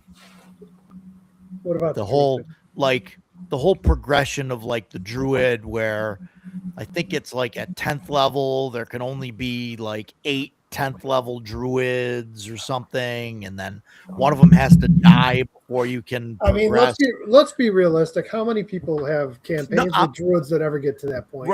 I'm just saying, you can still do that. That's it. I'm not. You could still do that. You can hand wave that, or you could do it, whatever. Make it part of the campaign. I get it. That was like one. I remember that one thing kind of turned. I don't recall that being the case about druids. It may be, but I do remember that being the case for monks. In 1E, it was the same with the druids. There could only be one. Yeah, you had to go battle. Yeah, there was like you have like one Hierophant druid or something. At but the Hierophant is level 14th level or 15th level. No, it was lower than that. It's like 14th or 15th. 1E did the druid thing. Well, maybe then 1E. Then maybe you've harbored all this hate for 2E mistakenly all these years. Oh my God! Yeah. Right. Right. Well, wow. Maybe. Okay. All right. You guys got. I just. All right. Yeah. I was 17, going on 18 when second edition came out. My first edition stuff, the vast majority of it was not new when I bought it. I got it used from a guy who was no longer playing. But when second edition came out, I had a job, I had a driver's license. I did not have a car. I would borrow my parents. But I could drive to the mall, and I bought the books. They were mine. I bought them. So I just, and I remember the Dungeon Master's Guide came out first. I never understood that, but whatever. I got it and I brought it home, and I was just enthralled by it, man. I was so excited to have D&D stuff that was mine. And then when the Player's Handbook came out, man, and people still, they took the demons and devils out. Okay, I don't care. Yeah, it just doesn't. That's why I didn't get it. I had D&D, so I didn't need it. Yeah. I think it's a great system. Still love it. But it's like I told Roger yesterday. They're still in there. Even in the Monstrous Manual, you have the Tanari and the Batsu, but they are demons and devils. Absolutely. Yeah, they weren't there initially, but they put them in later. Yeah. Right. Yeah, they were a supplement that came in. They are in the hardcover Monster Manual. Some of them are, and then of course you have, what is it? The Outer Plains supplement, and there's some in the, I think the Fiend Folio supplement and the Outer Plains one, and there's a bunch of different ones in there. They're just named differently, but the Tanari. They renamed them. I don't know. That never concerned us. It really didn't. It wasn't an issue. Yeah. I mean, and when 2E came out, we were still using all our 1E stuff with it every session anyway. Well, that's what we did. I had, all the 1E stuff, and then 2E came out. I was like, well, there's no assassin, which honestly wasn't that big of a deal because we didn't use them, but I was still like, what? There's no assassin? And then there was like no demons and devils right off. I was like, what the fuck is this? And then I didn't buy it. I didn't buy it. And then I would buy other stuff though that came out. We started getting the splat books. But then you have things like first edition Bard was absolutely horrible. Oh, it's horrendous. It was badass if you could ever get one, but nobody ever did. Right. Because you had to play fucking 90 years of real time Right. just to qualify. Stupid. And the biggest thing about it that people don't get, like when Roger and I were talking last night, is how much optional rules are in that book. Every little thing that you come up to, there might be an option. Like here it is by the core book, but if you want to use this option, it's here. And they'll put it, and they even put it in like a blue box in that original one. Like they separate them and give you all these options so you can choose how you want to play it. It's very modular, unlike any other system. I mean, it's really, goes above and beyond what you see in most other systems when it comes to the modularity. Yeah. Paul, I sent you a message on Facebook. I don't know if you're still listening or watching or whatever, or what else you got going on. But yeah. So yeah, I don't know. Maybe someday I'll go back and try it, or maybe I'll jump into one of Mike's games at some point and just check out 2E, and you can tell me.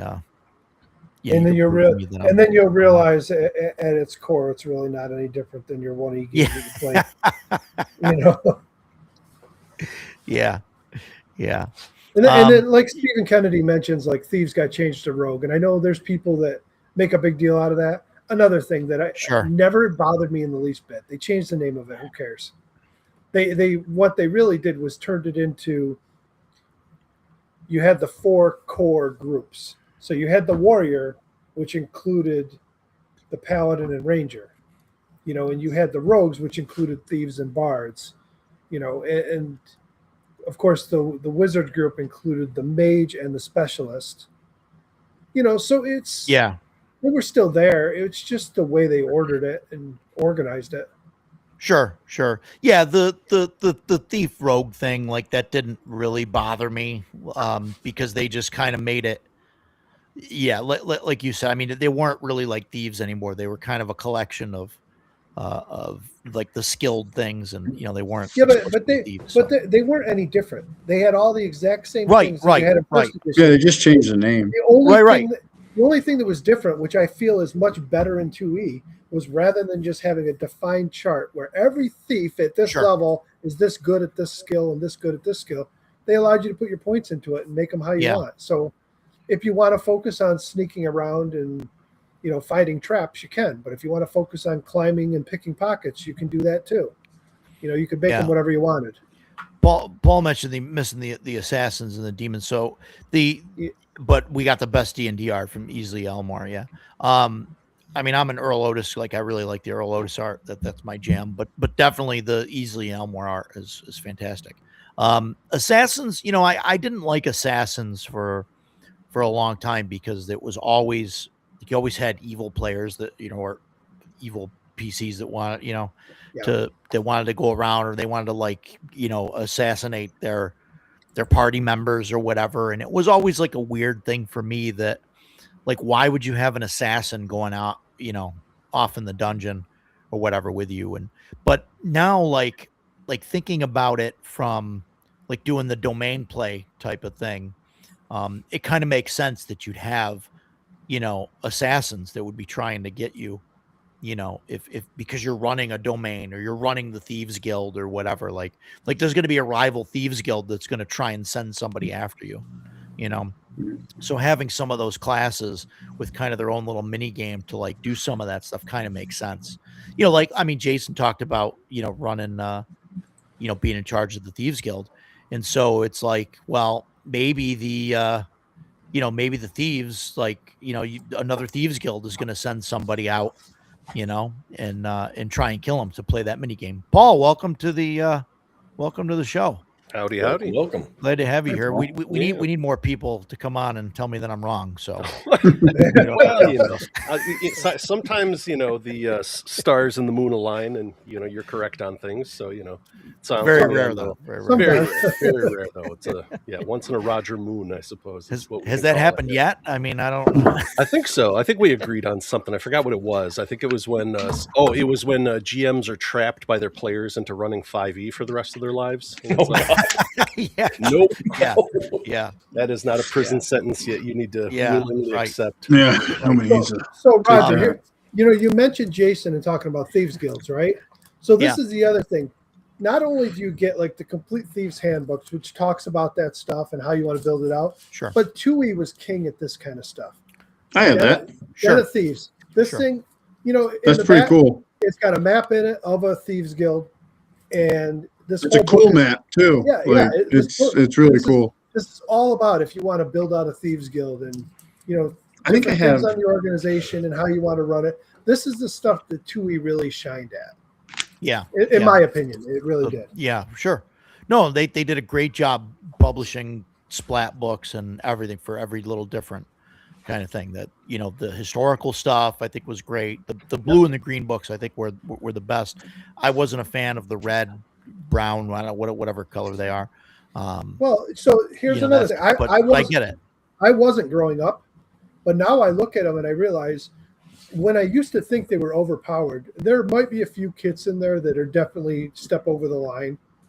But for the most part, most of those kits generally are just a background that kind of give you an idea of how to play that type of character and some free some free non-weapon proficiencies to help you with that style of play. And that's it. And none of that to me is game breaking. So at this point, I'm like, I don't mind my players using them, but I still vet them before they come into the game. Sure.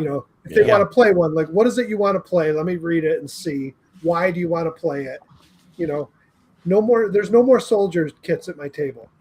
Every fighter wants to play a soldier kit because they get a free extra weapon specialization. And I'm like, no, that's just min-maxing. The only reason you take it is because of that.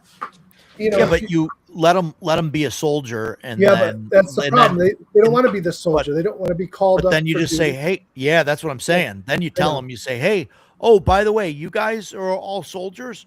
Okay. Oh, well, this group's going into the dungeon. You guys got to roll new characters because you guys are part of the crew that got drafted to go up against the invading orc army. Good luck. Let me ask you a question. If you're running It's summer. It's time for war. If you're running a long-term campaign and your players are playing one character, does that sound fun and reasonable to you? To be like, that's why you make them play multiple characters. No, that's why you just don't let them. That's why you just don't let them play the soldier kit. It doesn't fit in my campaign. I mean, or do that. Yeah, sure. Yeah. If they're not going to go to war and do all that, then of course you don't let them do that. I'm just saying there's consequences to playing these classes. I mean, someone wants to play a pally. I mean, let them play a pally. But there's a wizard version of this one. That's all about the cleric one. There's a cleric one too. I have that one. That one's actually I think I have that one too. The cleric one is actually based in Greyhawk, and it's based on Hieronius. Yeah. Oh, yeah. There's a new Greyhawk supplement coming out, so I'm sure that it covers all that. Yeah. Okay. Yeah. Paul's got it pre-ordered already, I heard. Right. Yeah. I liked how all that info dumped, and it was like I was at GaryCon, and it was like, where was all this? That artwork wasn't even on the auction. It was all like backroom deal stuff where they were like, oh, we're coming out with this, and Melf the Elf is back, and Jeff Easley's doing the cover, and all the nerds are like, well, maybe I'll buy it. And it's like, didn't you guys hate 5e just 5 seconds ago? But all it takes is an easily cover and Guy Gex's name in print on the book, and all of a sudden people are running out to buy it. Jay keeps trying to swear up and down that it's going to be old school gritty Greyhawk, and I don't believe it for an instant. Yeah, but it's still going to be a supplement that's built for 2024. Exactly. It can't be gritty. Exactly. Yeah. Exactly. Yeah. No And listen, I mean, Luke might have the name, but he hasn't been an old school player in a long time. He's he runs and promotes 5e. Yeah. He writes for 5e. Well, no, there was that one picture on his Twitter Of that him they were playing in the 1E game? 1E. Yeah. And okay. I don't know if that was staged or not. I mean, I'm sure he really was playing that game. Yeah, I don't Like know. I got, I don't care. It doesn't. I've got no beef with Luke, and I understand he's got 2 daughters that are only getting older and they need college funds. Sure. So Right. it makes Absolutely. perfect sense. Absolutely. You know Yeah. what I mean? But yeah, buying Yeah. those, it reminds me of these guys, the Oriental Adventures Oh, D20 nonsense that we had to buy as Legend of the Five Rings fans, and it has half good rules and half D20 garbage that's useless. So it's like, well, what do you want? You want your Greyhawk lore? Well, you're going to have to sift through a whole lot of 2024 garbage. So Yeah. I haven't looked at Joe Block's Greyhawk book because it's made for 5e. But supposedly the campaign guide doesn't have like really any stats or anything like that in it. I know he's an old school player, so some of that stuff might actually be good, but it's built. It's on what's the not DMs is it DM's Guild or the whatever the official for Yeah, D&D, it's on DM's thing is Guild, there, yeah. the D&D, yeah, DM's Guild stuff, because he's got to go through there in order to use the Greyhawk name and all that. When So was for- the last time they touched Greyhawk though? Was it Living Greyhawk back in 3rd edition? Yeah. Like way Well, Yeah, back? no, probably. they did do a little bit of 5e stuff. Ghost of Salt did. Marsh was set in Okay. Greyhawk. There's some in okay. the 2024 book has it as a Right, and setting. the 2024 DM's guide has a couple pages with a map of Greyhawk. And Really? Basically it's a very, very light guide on, hey, you want to create your own setting? Here's Greyhawk, model it after this. And it's not very big. It's like 10 pages or something out of the whole DM's guide. They changed the map and Yeah, they added changed. crap. Uh-oh. Yeah. My map on DM's Guild, I actually made after that was released. I made another version. After that was released, we were allowed to put it on DM's Guild, so I did. And I had people asking me, "Oh, well, this doesn't have the 2024 names in it." So I actually went, and it took me 20 minutes or half an hour to go through it and make another version of it with just the new 2024 names, and added it to the pack because I'm like, guys are like, "Why did you do that?" I'm like, well, because I have it on DM's Guild and I want to make money on it. And if you have new 5e players that want Greyhawk and want those names, I might as well provide it. It took me half an hour to change some names. And, when you buy my map pack, you get like 5 versions of it. An unkeyed one, one hexes, without hexes, old names, new names. But Did a lot of the names get changed? nah. They changed different countries. Yeah, there's no barbarian anything. Is it- There's no. Yeah, they changed all the barbarians from the Fruski. And There's another one too that they changed. I don't know what the heck it was. Is it just but like name changes, or It's is there just actually like history to it where they've changed like some of the borders and some of the no, things because that have happened? there's no history. They haven't released anything yet. So no? it's Then just they added the races that were never there. Like there's a Dragonborn librarian in Greyhawk, and Oh, right. Yeah, they got to backfill all of that nonsense. it's Yeah. nonsense. I don't know why they would do that. Pushing me further away. I was gonna say I would quarantine Greyhawk from all that stuff and be like, just put it here. It would be like a nice big old folks home for all the people that love Greyhawk. There you go. No tieflings, none of that nonsense. The smart thing to do would have been to do that, and then you can add to your little 2024 book a little paragraph or a thing that says, "Hey, in this race, in this setting, traditionally there's these races. However, if you want, you can add these other ones as your game desires," which is what they should have done with all this stuff anyway. But they didn't. They go back and they change it, and they just piss off the actual fans of it and appease the mental midgets on Twitter. Oh boy, that seems about like it. that seems like something they could have thrown into their spell. Yeah, super. Yeah. Chubby God. wants to know that if we were going to give direction to serious people to do a serious re-release, what are the essential elements of the setting to preserve? for Greyhawk. Yeah, for Greyhawk. I don't know. Listen, I did Greyhawk. I did Greyhawk for a few years. I made that map. I ran my campaign there. Nothing about Greyhawk excites me. I'll be honest. I mean, I grew up playing homebrew, so I don't have that whole affinity to Greyhawk. And towards the end of 2E, I started buying some Forgotten Realms stuff, and I really liked it. I just enjoy it more. And I will tell you now, any of these people that will tell you, oh, Forgotten Realms, they've got, high-level wizards everywhere. It's in Greyhawk too. And if Greyhawk had still been published all along, you can bet the there would've Circle of been Eight all- is all powerful Yeah. wizards. Yeah. I mean, I like what Paul said is basically, quarantine off Greyhawk as its own kind of, world or dimension or however you want to, plane or whatever, and leave it the way that it was. I mean, but that's a Yeah. personal thing.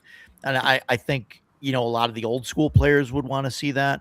But I mean, also the new players, right? The 2024 players, the 5e players, they want to see all their favorite, races in the rest of the D&D world, I mean, that's, I don't agree with all of that stuff, but those Right. races The problem- exist. They have Yeah, to the use problem is they don't make like they're trying to make products that are for everybody, and I get it because they want to make money. I get that, but not every setting has. I mean, like the old second edition days. Look how many different settings they put out. Yeah. Right. That's one of the things I was going to say that I liked about second edition. it did hurt them. Yes, It did a lot hurt of them in the variety. end. So if you wanted to go play a horror game, you went and played Ravenloft. If you wanted to run around like a savage, you played Dark Sun. If you wanted to play, a high level fantasy, you go mess Yeah. around. Yeah, you in the Forgotten Realms. Jason, They had something for everybody, but you don't like the generic fucking soup bowl that they're throwing together with all their products. Sucks. It's like it's got no. I grew up playing Greyhawk. I mean, I do homebrew now, but I love Greyhawk. And I like it because there's enough there for me to go, okay, I can run a campaign here, but I'm also like, I'm not swamped in tons of material that I got to digest, which is great. It's kind of like that, the reason the Raging Swan press stuff is so good is because it's written in that style. Like it's designed, like it gives you enough to run his games for years, but you can also do your own thing, and that's a great thing about it. Yeah. Dan, I think is kind of saying what Mike was going to say there. All the settings bloat in 2E was awesome for the players. Terrible business decision. Yeah, Chubby, you asked about my game. I've never, ever run anything in the Dale Lands, so I decided I wanted to, and I started researching. Now, Ed Greenwood has 4 books coming out this year. Yeah. And so he just clarified on Twitter yesterday, because somebody had asked, he's claiming there's no WotC involvement because he's writing it and it's going through DM's Guild. So WotC's involved in taking half the cut, but supposedly they're not involved in the writing of it. But I came to realize, well, what I realized was out of all the books that were in 2E with the Dale Lands, I don't believe that anything he writes today is going to have any bearing on it, especially since the setting now is 100 years later. With all these things going on, I set my game in 1E, the 1E campaign setting right before the Time of Troubles. So none of that shit happened. So there's no Time of Troubles, no spell weave, none of the world-changing events in Forgotten Realms. I put down the 1E map, so it's very sparse, and let my players explore and learn. And then I can look at all the stuff that came out over the decades and decide what I want to use. So if there's a village there that I like and I read about it and, oh, that's pretty cool, I want to add it to my game, well, now my players will run into it because it's not on the map. So it gives me basically a homebrew setting that I can do whatever I want with, but I don't have to do all the work on it. Yeah, this book, Mike. I don't have that book. It's pretty neat. That's a 3E book, right? It's it's a lore book, right? Yeah, it's so I'm probably going to screw this up. There was a change. They were doing, like, the company was doing a change in settings or advanced. I don't know what the fuck they were doing. Something. They came to him and said, "Hey, what would be your version of the realms?" And he wrote this. And it doesn't really have mechanics in it. It's all just information. Just setting and story. And some of it is like you get a snapshot into like his original like documents and stuff that he was sending to like that's WotC or whoever. I might have to pick that up. But I mean, it's I mean, it's pretty neat. I mean, I just got it because I thought it was pretty cool. But So Chubby, yeah, I will agree with what you just said there. The only Yeah, this problem right I, here the sounds like problem, people saying what they wanted setting with few defined segments, known countries, NPCs, but the GM can make a lot of adjustments as well. Yeah. the problem I had, and part of the reason why I got away from Greyhawk was I got pretty into the Greyhawk community for a while online, and they all tell you, oh, use the 576, look at the folio. It just gives you a little description of the region, and that's it. And then you make up whatever you want. But as soon as you share what you made, they're ready to tell you you're wrong. Oh, that's not what it's like there. And I got that so much from the community that I was like, screw this.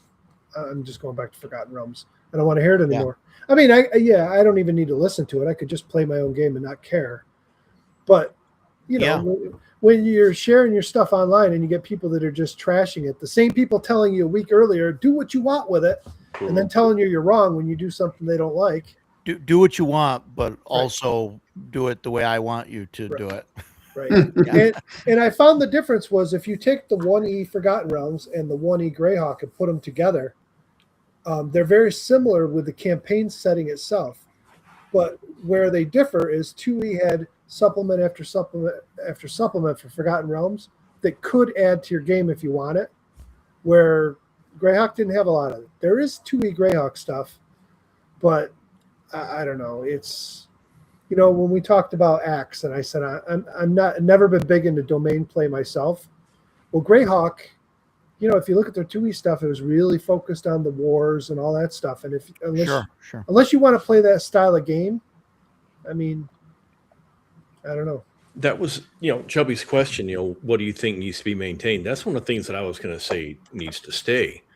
The different duchies that are fighting with each other and all the political stuff that was going on. Was it Rary? Was he the one that betrayed the circle and killed Tensor and a couple others? It's been a long time. I think that stuff needs to stay in there. It's really important to the setting. Vecna needs to be the prime source of evil, chaos, and backstabbing. I feel like Vecna became everybody's like, oh, we went and fought Vecna. We met Vecna because it's 5e. Just like, we fought Tiamat. No, you didn't, or you'd be dead. Vecna should be, you never, ever, you don't even say his name because God forbid he hears it and appears in front of you. With the hand and the eye, those are evil artifacts that should never be obtained into your 20th level with the intent of destroying them, and then they destroy you. In 5th edition, things just got so soft. That's one of the reasons I like Greyhawk. It's incredibly well developed. To me, I thought it was, and I just love that. Like it wasn't like a super happy place. Things kept going wrong. People kept being twisted, and the Rary's, and I if I'm misquoting, sorry, but I think it was Rary was the betrayer. It's called Rary the Traitor. Yes, that's right, Rary the Traitor. When I saw that, I was like, oh man, that's one of the trusted circle betrayed his closest allies and friends and killed half of them. Just like, man, that's intense right there. I really like that about it. So I would want that to stay. I would not want it softened up. So there you go. That's my take on Greyhawk. You don't want everybody, all the races and cultures living in harmony in one big happy household. And I would, yeah, I know you're just poking the bear on that, right? Yeah, but I agree with Paul with that. Greyhawk needs to be taken and set aside, and you don't touch it. You don't add any of that modern stuff on there. You leave it alone. Leave it as it was because that ship has sailed extremely well. Yeah. Well, yeah. Unfortunately, true. Unfortunately, that is true. But I don't play 5th edition, so I have to worry about that crap. I can open up my first/2nd edition Greyhawk book, which I don't have. It's the only orange spine that I don't have. If anybody's got one of those, sell them, and I don't have to worry about that stuff. But and that's the thing, right? There's nobody that's policing us playing, what we want to play, right? I mean, that's right. Play what you want to play, run what you want to run, and hopefully your players are on the same page, and and that's that. You guys want to play Is there 2E all anybody day? on Let's, this podcast that doesn't have cats? Everybody's got 'em. Nope. yeah, I think it's a requirement for I have- Yeah. going on Yeah. YouTube. Membership. I have 2 cats and a dog. In There fact, you go. one of my cats is my daughter's cat that's away at college with her right now, and it looks just like Paul's. It's a tuxedo. No tuxie. Yeah. Yeah. And, We've got a My- tuxedo cat that my daughter picked up a few years ago that was older, and then now she got a new cat that's 2 years old now, and she doesn't like the tuxedo cat, and so there's territorial disputes and stuff, and she's convinced another cat to like gang up on her, and they started trying to keep her out of the bathroom, and we've had some That's issues rough. there, and then Yeah. so we've got like the spray bottles now, and you know what I mean, you do the thing, and so I mean the bathroom thing has kind of been fixed. It was short-lived, but yeah, there's a whole cat hierarchy and factions. I mean, it's terrible. I hate it. our other In the cat, middle of the night, it's wow, wow, wow. You just hear 'em. our other cat's an orange cat, and they are freaking insane. They are Oh, just Our They're orange mental. cat passed a long time ago. His name was Cheddar, Yeah. and he wore a bow tie and drank his water out of a martini glass. That cat was cool as hell, man. I have a photo of him doing it, and I love that little dude. He was so awesome. this. Chubby got 2 puppies, Maltese poodle mix. So yeah, Yeah, Well, Apparently, and Chubby my cat wanted was no making a peace in his racket life. earlier. You know, Yeah, I, somebody commented, whose cat needs to be fed, and I was like, Christ, open the door so she can come in. God forbid I shut the door on her. So It's funny because when I retired, I adopted a pit bull puppy, and she is the greatest dog I've ever had. awesome. Absolutely, and she now gets along great with the orange cat. Comes out there and she's all crazy, gets in the cat's face wanting to play, and the cat just starts rubbing his face on her, purring and whatnot. But that pit bull is scared to death of the tuxedo cat because he will chase her, growling and swiping at her, and she runs. yeah. It's hilarious. Yeah. The dog we've got the husky mix. She's a Goberian, half husky, half golden retriever, and the small young 2-year-old cat will go into her crate, and the dog will whine and howl at us, and it's like, what do you want? Like, what? And she'll take you over to her crate, and the cat's just taking a bath inside her crate, and it's like, really, you're 100 times bigger than the stupid cat. Just bark at the cat. The cat will run, like, but it's like, nope, the cat is definitely in charge of this relationship. So Move along. nuts. But I want to change the subject because Paul's here. Sure. This is something that I was talking to Paul with a little bit last night on Bear Stream, but and this is something that Jason and I had talked about at some point. But we're talking about the train. So Paul was considering taking a train to come to CNY, probably next year, possibly this year. We don't know. I of course told him that it's a great train station. Utica train station is gorgeous, and that we'd pick him up there. But it's what a 13-hour. Yeah, it's like something. I think it's like a 14-hour trip. Yeah. What do you think track. of that, Jason? We've had discussions. We've talked. We've usually decided to drive. But what would you think about taking a train to go to Philly or to some of these conventions? As long as a first class car was available, I would do it. If we were in Europe, I would say, absolutely, man, take the train. You're going to have a great time because I rode the train all over Europe and I never once had a bad experience. Unfortunately, American trains are Amtrak, and they are. I mean, sometimes they're open sewers. You have to get kind of lucky, man. Wow. I'm serious. No, and I'm serious. I mean, I haven't been on a train that was that bad. There's the bathroom at the end of the train. Yeah, and I don't mean every time, and of course, but like, the doors swinging open and the overflowing toilet is sloshing out into the car. I've seen that. Wow. And I'm just like, this is unacceptable. But here we are stuck on the train. And also, Well, God, man, I Paul's hate not coming anymore. Yeah, I was like, no, gotta go. if you've got the schedule and okay, it's going to take me 13 hours to get there, you're good to go. But in Europe, that same train ride would take you 5 hours. It's just our train system's god awful, which is ridiculous because we started the shit.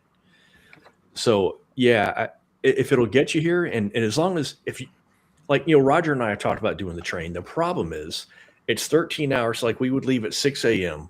and get there at 8 or 9, like to Lake Geneva. We would get to Lake Geneva at 9 o'clock at night.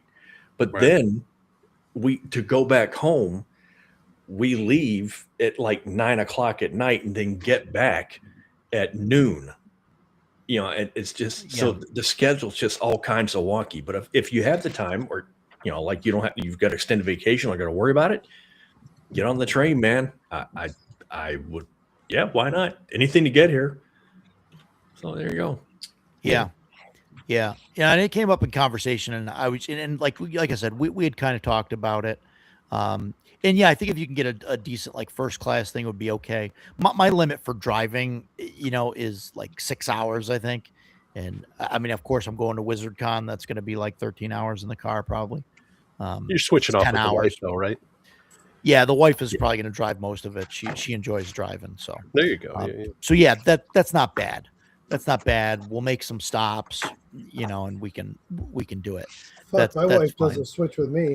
We used to drive to go see her family. We used to drive to go see her family in Omaha, 17 hours straight, and I'd drive the whole way. Yep. My wife would rather drive the whole way. She's the one that wants to drive. Like I got to plead with her. Last time we did it overnight, the last time we did it, my kids were real little at the time. We did it overnight. And I got to tell you, about 3 p.m, we're in Iowa. We're less than an hour away. And I pulled over and I'm like, unless you want us dead in a ditch, it's time for you to drive because I can't handle it anymore. And that was it. I was like literally got in the passenger seat and I was out cold. Yeah, Edgelord, you're gonna scare him away. Right. Good. Yeah, for me, if I'm in the car, I need to be driving. I don't like. In fact, the only time that I can remember my wife driving was the last time we were at Page, or not. Excuse me, not Page. PAX Unplugged. I got food poisoning, and I spent the entire last day of it coming out of both ends at the same time. So I got no sleep. I was sick as a dog, and so Stephanie drove home. But even then I was like, oh, this is terrible. Cause like, I don't like the loss of control. And but not only that, but like I get motion sickness. And so like, I can't be like, I'm going to read a book or I'm going to play with my Switch. I can't do any of that because I start getting sick and I'm like, okay, this, so now I'm just sitting in the passenger seat for 6 hours with nothing to do. And I'm hyperactive as hell. And I can't do this anymore. I've got to be driving. You just imagine you sitting there sweating, occasionally barfing into a bag, and you're like, don't forget the cruise control. Don't. I managed to go faster. Right before we left, I had another evacuation. I drank half a bottle of Pepto, and we managed to make it home before I had to go again. Yeah. But like as soon as I got the door open, I'm like running down the hall to the bathroom so I can grab the trash can and do it again. That was a miserable experience. I don't know if it was the bratwurst or the street food, but something got me, and it got me hard. Yeah, that was great. The street food in Philly, I'm sure that wasn't the problem. Yeah. That was breakfast, and that was just an egg on a bagel. That wasn't a big deal. I think it was the bratwurst that I got at the Christmas fest that night. I'm pretty sure that's certainly what came out of me because I recognized it. So, save for scrap. Right? I failed just natural ones all night long, dude. Yes. Oh man. Yeah, I can go into more detail if you like. It was a great time. Yeah. No, it's terrible. Well, I think you've been sick worse than I have at conventions. Usually, yes. Like PAX Unplugged, I think a couple times. I've come back on Sunday and I've got the sniffles, and then maybe Monday I've had like a light fever or something. But you, like, man, like 2 or 3 Who times wants now, COVID? you're like day one, you're like, oh, I'm dying, and this is Yeah. you got COVID. We were at Mepa and we're in the same hotel Yeah. room, and Well, I had I'm gone to like, visit my oh, I'm mom in New getting this. Mexico, and I was fine. New Mexico was great. I got it in the airport. I know who gave it to me at the airport because that son of a bitch was coughing his lungs out next to me. And I looked at him and I was like, great, I'm going to MEPA in 2 days. Sure as shit, Yeah. man. Got there, you and I drove, and I was like, man, it's getting kind of hot in here. And I was like, it's no big deal. Maybe I've just got a little sniffle from because it's planes, you're sucking up recycled air. I was like, Yeah. maybe I've just got a little travel sniffle. Halfway through the first game in MEPA, I was like, I want to die. It just got worse after that, man. And then we were supposed to game with George, and you came to the table and you looked like death, and you were like, guys, sorry, I don't think I'm not going to make it. And then you left, and it was so bad that George, like during the game, George was like, is he okay? Maybe you should go check on him. Maybe you should text him. And I'm like, no, he's probably fine. And I'm thinking, like, I don't want to go near that guy. What are you, crazy? We're sharing the room, for God's sake. Sharing the room. I'm like sleeping. I'm at like the furthest edge, like on the bed, so I can get 3 more feet, away. And I'm like, oh, I'm getting sick. And I did. I think I got it on like the last day. Yeah, I gave it to you. I gave it to George, and I gave it to Cyrus. Yeah. But what are you gonna do? To all my DMs. You're right there. Yeah. Oh man. Games are canceled for the next 2 months, guys. Yeah. Everybody's messaging me, hey man, I've just tested positive. I'm like, guys, I'm so sorry. I didn't know that I had COVID until it was too late. I just thought I had a sniffle. Yeah. It happens. I mean, it's whatever, but it was crazy. That was that. PAX Unplugged. I remember you getting sick there. But usually it's afterwards. I'll get sick. I'll get it after. But just get the crud. Yeah, right. Con crud. But or whatever. Hygiene helps. Vitamin C doesn't really do anything for you, but it's a good placebo, and it doesn't do any harm. Right. And I was going to say that Jean, my wife, she gets on me because I'll get the like when I was doing these classes for the kids, I got the chewable vitamin C. Yeah, the vitamin C chewable, like, sure, 3 and I'm like, she's like, you know those don't work, right? Like it's just, and I'm like, you shut up. They're fine. They work. I believe it's going to work. I'm good to go. Just keep saying that. But it's really more than anything. It's hygiene. Wash your hands. Don't touch your face. And that's you guys see me on the stream. I'm constantly doing this. I'm always doing it. Scratching my nose all the time. I'm terrible about that. But what are you gonna do, man? I just go to the con. You're gonna get sick sometimes. Just try to make it worth it. Yeah. So, and the only one that hasn't been worth it is PAX Unplugged, because that is my least favorite con. Every other time though, con's been great. So, whatever. Yeah. Fun times. So, hopefully that doesn't turn Paul off on coming to CNY. Oh yeah, the trains and stuff. Finding out that Amtrak is like the Trans-Siberian Railway. Yeah. I don't know. We'll see. Yeah. Well, it first came up because we found out that the Amtrak stop over by Adepticon was like a block away, and we're like, oh, we could just shoot right down to Chicago with that. But if it's like, if it's a some kind of Mumbai open air toilet, then it's like thinking about it, and I was serious about that trip that had the open toilet. That did happen, but I think part of it is, I spent 11 years in Europe, and my wife and I, man, we rode the train because I was stationed in Germany, so we traveled all over Europe by train, and we always rode first class because first class is not terribly expensive in Europe. It's really just like a little bit better than second class. But every time we rode the train in Europe, it was flawless. Like one of my favorite memories, Stephanie and I, we were stationed down in southern Germany, and we were going up to the coast for our anniversary, December 6th. So it's winter in Germany, so it's starting to snow. We're on the train, and it's in the middle of the night. It's like 10 o'clock at night. It's dark as hell out, and we're on the ice, and so it's just flying down the tracks, nice and smooth, really pretty. And I look out the window, and off in the distance, I can see a small German village lit by the street lamps that are out there. And it was like looking at a snow globe. And so that things like that are so ingrained into my memory of it that when I get on the average American train, it's like riding third class in Europe. And I'm like, oh, this place sucks. I don't want to ride this train because it's never going to be equal to what I did in Europe. So Right. it's probably not as bad as I'm painting it. It's going to get you there. It's just not as fun as I remember it being.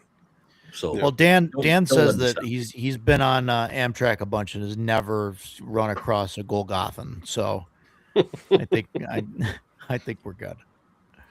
You know, So a little Jason, dog, I had a little, dogma reference there. I had a little opposite experience because in '95 I went to London, and we ended up going over to France for the day, to Paris. So we took the Channel train over, and I could tell you when that Channel train comes out under the English Channel and comes into France, the view that you get is slums. Yes, Because there was nothing but slums all along that railroad. No, that is certainly true, and I've done the Channel as well. It's certainly true, but it's the Channel. It's a humongous train station, and there's just hundreds of cars waiting to get on there. And it's all industry in that area. There's nothing pretty in that. But once you go into the countryside, that's when it becomes incredible. So, yeah. But I agree. Yeah, the Channel is. In fact, I fell asleep both ways on the Channel because there's nothing to look at. So, yeah. No, there's nothing. You're in the dark under the It's channel. under the English Channel. Yeah. But Paul, have you taken Amtrak trains? I mean, around or? No, I'm trying to think of the last time I took a train. I haven't flown a plane since pre 9/11, so it's been a while. Yeah, that was a high school graduation in 2000. Let me tell you, it's a little bit different now. Yeah, you got to take your shoes off. They take scans of your naked body beneath your clothes. Who knows what to do with that? Yeah, all that crazy stuff. I with the last time we flew when we went to GaryCon, I remember I had my bottle of Pepto with me, and no, that wasn't GaryCon. It was when we went to Florida to go to Disney. I had my bottle of Pepto with me in my pouch, my carry-on, and it flagged as an explosive device in my bag. They scanned it. Sure. So yeah, no, it stops my ass from exploding. So they pulled me aside. They're like, "Sir, we need you to identify this thing or whatever." And I'm like, and I can see the shape. I'm like, that's my Pepto. Like, oh, we're gonna need you to like slowly open this thing, and I'm like, well, the thing's sealed, and I'm like, well, in order for us to let you take it on the plane, you're gonna have to open it, break the seal, we gotta test it, and like all of that. And I'm like, listen, if you don't let me on the plane with this, it's gonna be bad. It's gonna be bad. There will be an explosion. And they like tested it. They had to like, remove some. They're like, oh, we have to like pull some out, and like, they're dipping stuff in it. Like they had like litmus paper, like stuff. I don't know what they were doing. They're like, oh, okay, you're good. It's fine. So, and I was like, sir, we have to justify our budget. So right. We got to drag this out as long as possible. Like I'm standing there in my socks. But we got to use it. Yeah. And I'm like, great. They're like, yeah, you got this bottle that flagged as explosive, and I'm like, yeah. So I set off an alarm in Memphis because I had ammunition in my bag that I forgot about and didn't declare. And my buddy and I were coming back from this course, and we were at the thing where we're going through the X-ray, and we're taking all our belts and all that shit off, and then it's busy. And then I'm like, I hear our names on the PA being called, and I'm like, hey, dude, they're calling our name. So they want us to return to the front thing. So we're like, all right, shit. So we throw all the stuff back on. And they met us halfway, and they're like, hey, do you guys have something in your bag that? And I was like, and they knew who we were because we had ID'd ourselves on the way in. But I totally forgot about 50 rounds of pistol ammunition I had because it's fucking Memphis. So I was going to have a loaded pistol while I was strapped. Yeah. So immediately what I did when I got off the plane was jam mags when my buddy drove the car. So we'd be all right. And I was like, oh, shit. So we go back, and he's like, yeah, where is it? And I told him. And he's like, yeah, you guys are all set. See you later. Okay. I had a similar experience I was going on R&R during my first tour in Iraq. I had an assault pack that I've been carrying C4 in for 9 months because that's just where it went. I'm getting ready to go on R&R, go to my hooch. I dump all the stuff out onto my bed, stuff some clothes in there. Off I go. I hit the United States because they don't check that shit when you're flying out of Iraq. But I land. I'm going through security. The dog starts losing his goddamn mind, and I'm but I'm in uniform. You travel in uniform, so the dog's going nuts. And the guy comes over and he goes, "So you're going on R&R, right?" And I was like, "Yeah." "What's in your bag?" I was like, "Clothes." And I was like, "But yesterday there was 5 pounds of C4 in this bag." He's like, "Yeah, that's what we figured." But so they were real cool about it. I had to go and they bring the Kim wipe and okay, I'm good to go. There's nothing in the bag. But I was like, I should have thought about this ahead of time. Whoops. But no. Yeah. Like, sir, you're gonna have to throw that in the trash.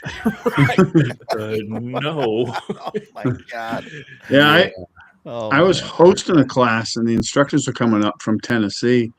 And one of them, he told me when he got here, he's like, "Yeah, I almost didn't make it," because he had a gun, like this small, like hideaway gun in his bag. He's like, "I totally fucking forgot about it." And it goes through the X-ray. Obviously, it sets off the alarm. The only thing that saved him is that the company he was with, they had a equipment store too, and the cops that showed up had bought stuff from the store, so they knew who he was because he ran the store. So they were like, "All right." He's like, "I don't know what's going to happen with fucking TSA when I get back." They weren't happy, but I didn't get arrested. So, and then the other guy that was with him was like, "Yeah, I didn't think he was going to make it." He had a little pistol in his bag. Did you ever watch Tulsa King? Stallone's Tulsa King. later, Stephen. Thanks for coming. I saw parts of it, but not the whole thing. There's a scene where the boss from New York is going to Tulsa to meet with Stallone's character, and he's got his pistol on him, and so he tries to go through security. So of course they wrap him up. Then later on, the word gets around that he was stopped at the airport, and he goes, "What kind of idiot packs a pistol into the airport nowadays?" And everybody's like, "Ah." So that's who the hell does that nowadays? What's going to happen. Yeah. Oh, man. Yeah. Well, I remember I didn't get in trouble, but like we used to have to go to Boston a lot, my wife and I, for her medical stuff.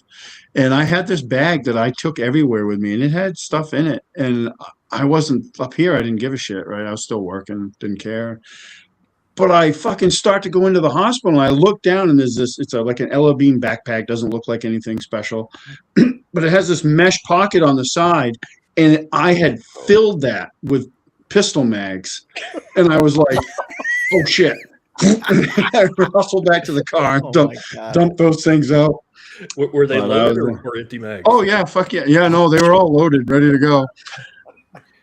We the first year I went to Philly for PAX Unplugged, they had the whole like metal detector set up, and they were searching bags and everything else, and I got pulled. Metal detector goes off, so they searched me or whatever, and they found my Swiss Army knife, little Swiss Army knife thing, 3-inch blade, fold blade on it, whatever, and they're like, "Oh, you can't have this in here."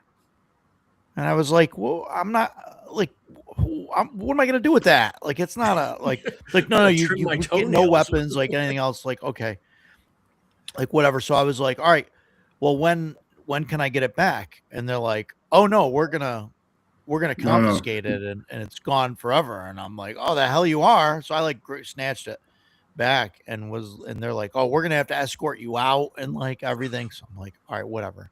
So I had to go back across the street to the hotel, drop it off the hotel, came back, went through security check again, got through this time, no problem. Whatever, was late, half hour late for my first game because of that. So anyway, so the first time we went with the fam and everything, and then the last day, so on Sunday, we said, "All right, we're gonna go, to the Liberty Bell and to see what's down there. Is it the Declaration of Independence? I think is down there. Yeah, Independence Hall Declaration. So we're gonna go see that." And so, well, no, the Declaration of Independence is in Washington D.C. in D.C. Archives. Okay, well, there's something in Philly. I don't remember what it was. Or some document. I don't know if it's It's Maybe not. It's probably reproduction. Right, probably reproduction and like the Liberty Bell, get into all that stuff. So Right. so we go down there. So it was me, Gene, Chloe, and Bill was there with us. And I go in it. So when I packed up everything from the hotel, like I just, instinctively I put my pocket knife back in my pocket because I just left it on the counter. And I just instinctively, it goes in my left pocket. That's where it is all the time. It still is now, But so I go get in line to go to the Liberty Bell and stuff. And I realize, so you park underground and you're like a quarter mile from the place. So I'm in line and I realize, oh shit, we got to go through security. And I got this pocket knife on me now.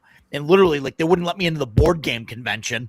There's no way I'm going into the, I mean, these are like real, like military people. You know what I mean? They're not rent-a-cops, right? So we get inside the building and I flag down one of the security guys and I'm like, hey, listen, man, I got a knife on me. I forgot to leave it. And he's like, oh, let me see. And I pull the thing out and the guy laughs. Right. And he's like, oh, that's fine. We don't care about that. You can have that on you. Don't want your Rambo knife coming in. What? Yeah. Like, that's it? It's just a folding thing? I said, yeah, Yeah. I'm sorry. I'm like, and yeah, he just laughed. And I was like, yeah, like I was at a board game convention and literally they were ready to throw me out because I had the thing. So Yeah. it's just so weird. They get so anal about that stuff, like PAX Unplugged, and I don't know if all the PAX events are like that, high security, but They are. it's just Yeah. crazy. Yeah, for a PAX game con, that's pretty high security. I don't think I've ever got checked anywhere for Yeah. anything for a con. So, Yeah. Yeah, PAX Unplugged. Everybody goes through the metal detectors. The first couple of years they were searching everybody with a bag, they were searching, and then now you just All right. go through the metal detectors, and if the light goes off, you got to get pulled aside, and you go through, and I usually get pulled because I Roger, usually have an umbrella. I heard you're doing personal pat downs at Central New York. That's hot. I'm doing personal pat downs. Yeah, Central New York. That's Yeah. I'm in charge. I'm doing personal pat downs. Yeah, We tried That's right. we tried to tell him to hire somebody to do it. He said, nope, I want to pat everybody. that's right. No, I'm gonna personally do it myself. I'm gonna take I one wear for the my team. tightest jeans with no underwear. Stuff a banana down there. Let you know what's up. Yeah. I See, have to Paul, it's laugh. a perk to coming to CNY. You There we get go, get an intimate hug from me. Get a pat down. I have to laugh when you see these pat downs that the TSA does, and they're like literally groping you. And then I worked 25 years in prison, and the pat downs there were just a joke. You watch people do pat downs, and you're like, "Did you even touch the guy?" Yeah. TSA, they're all about it. I used to do work at Central New York Psychiatric, and that's maximum security, and That's I'd fake. go in there. It's fake prison. Right. But I'd go in there and I'd have like a cart loaded up with tools and everything, and like they would pat me down and like look, go through stuff. But then they're just like, yeah, go ahead. And I've got a cart full of tools. I mean, there's screwdrivers, I got but a listen, sawzall, I got but- all this stuff. But what I'm saying is, come an hour further and come to Auburn Correctional, which is a real Sure. max. Sure. And you ain't coming in with that. No, cart. I get it. I get it. Yeah. No, I shouldn't say that. The contractors, they're going to bring their tools and carts in. Yeah. But there's a whole process to it, and they're going to get escorted down. They're going to get inventoried. They're going to get Yeah, locked you've got up. a CO that's walking next to you the whole time. Yeah. Yeah. You're Yeah. not just. Yeah, I it was going to weird say, at CNY. back in the World of Warcraft days, I had some guildmates that were corrections officers in the Twin Cities, and they were telling us all kinds of horror stories about body cavity searches. And I was like, wonderful. I don't want to go to prison even more now. Yeah. You don't want to bend and spread them? Yeah. Right. Yeah. Oh man. Chubby No, that's commented on awful. me being a train grognard. I absolutely am, dude. I am such a huge train nerd. Huge nerd. I've got model trains down in my basement. I've got a dozen different locomotives. I really just wanted to get us off the prison wallet topic. Yes. Wait, even more, Edgelord, what kind of whiskey you bringing? Yeah, it's a great question. Yeah. I'll be bringing my rum. It's a great question. We'll probably do probably after the movie. We'll probably do a little The cultural exchange. secret. meet Is and greet, the yeah, movie and stuff. Friday night or Thursday? Friday night? Yeah, 8:30 good, to 'cause 10:30. Friday The night. Skyrim board game is Thursday night. Then I think. Yes. Is that right? Yes. Okay. Here, Roger. that's I the got. plan, Oh, you're bringing Blanton's? Well, fucking come Oh, find boy. me. Come by me. Yeah, we just we gotta be careful with bringing whiskey in and drinking it around. I mean, there's places we can do it where no one will see us, but you can't walk around the convention during the public hours. room. No. I mean, we could do it in the room, and that's what we did last year. I kind of, Yeah. we had a bunch of people just come in the other room after the convention hours and do it. We can't be walking around the convention. But yeah, after the movie Friday, we'll, and it clears out, and like especially like once the kids are gone, Should I bring? I could bring like a 12-pack of these if you want and share. there you Those go. look good. There you go. Oh, I was like, oh, that looks tasty. Oh, high potency THC. Oh, Oh, it's 50 just milligrams- tea. 50 milligrams Yeah. THC, 50 milligrams CBD. Oh, Jesus. Oof. Jeez, no, I have to pass. I on can't. that. Yeah. I can't do that. Yeah. Yeah, I'm Never not allowed. done it yet. No plans to. Yeah. Yeah, same. Yeah. But yeah, no, we'll do some stuff at CNY. We'll have a toast or something afterwards. Well, it'll be exciting. We did last year, so we will again. Yeah. That's what's crazy Yeah. about those Wisconsin conventions, man. No open container laws. It's just like drunken savages everywhere. Yeah. Yeah. Yeah. I've heard Everybody some goes crazy to that stories. after party at GaryCon where it's like 7:00 and it's at the bar and there's 300 people packed into that bar. Yep. And Larry Elmore is sitting there like a king amongst his servants, and Yeah. everybody's talking to him, and it's loud as hell, and everybody is drunk, and just like, wow, man, I just want to say hi, and I have to leave. Yeah, Yeah. great though. Yeah. Crazy times. They got at CNY, the bar that's in the hotel does karaoke on Friday night. And told you we I didn't realize it was such a big hit as it was. They were like, yeah, we do karaoke on Friday. And I was like, all That right, place was who's packed. coming out? I was like, yeah, who's coming out to a hotel bar to do karaoke, right? And like hang All of out? Utica, apparently. That place Apparently a lot was of people. slammed. Oh Well, my God. Yeah. Get some drinks in us, and we'll get all the nerds in there. Yeah. Nuts. Yeah, I'd love to do that. Get everybody in the bar on Friday night singing some crazy stuff. Nobody wants to hear me But, sing. Yeah, well, I mean, I listen. I wandered in there a few times. Nobody wanted to hear any of those people. Right. No stogies for me, Edgelord. I smoked cigarettes for about 18 years. I haven't had a cigarette now in Yeah. probably Yeah. another 18 years. I don't do cigars. I don't do any of that stuff. Nope. Don't smoke. Yeah. I quit smoking a long time ago. 20 years now, probably, maybe more. Yeah. So I don't even do cigars. I used to do a cigar once in a while, but then I found myself like holding it and flicking it like a cigarette, and I was like, nope, I can't do this anymore. Yeah. So, yeah, but yeah, good times. But yeah, we'll do we'll do a toast, and we can do some of that. I mean, I can't get plastered because I'll be too paranoid that I'm gonna miss something going on, So, but yeah, fun times. I was a nervous wreck last year. I'll probably be close to a nervous wreck this year. A little bit better, I think. Went off without a hitch. Yeah. But Well, maybe that's why. Maybe that's why I need to bring you one of those drinks. fun times. I can't. I would. I can't. It's not I know. work. I know. Work won't work. I listen, haven't been pulled for a random drug test in the past 10 years. I guarantee if I have a sip of one of those, five minutes I get later, it. I'll get a text message that I got to go in Monday for a random drug test. I get it. It's So THC. It is legal in the state of New York. You have nothing Not- to worry about. no. That's the not union. true. The union. Oh, still says, union. Okay, yeah. Sorry. yeah, Yep. it's- yeah. Yeah. It's I can't. just like- Sorry. It's Take just it like back. when I Can't worked speak for to the you. state. Just like when I Yeah. worked for the state. It may be legal in the state, but it wasn't legal for state workers. Yeah. Right. Right. Yeah. You know? Sure. Same Uh, here.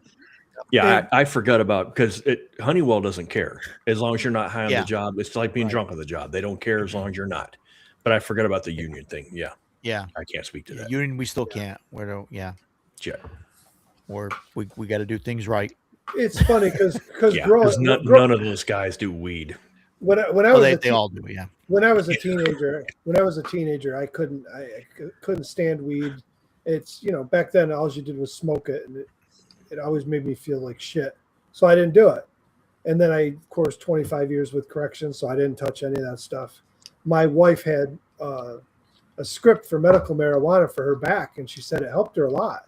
So then once it became legal here, and they were like, you could go into the craft beer store and buy gummies. Yeah.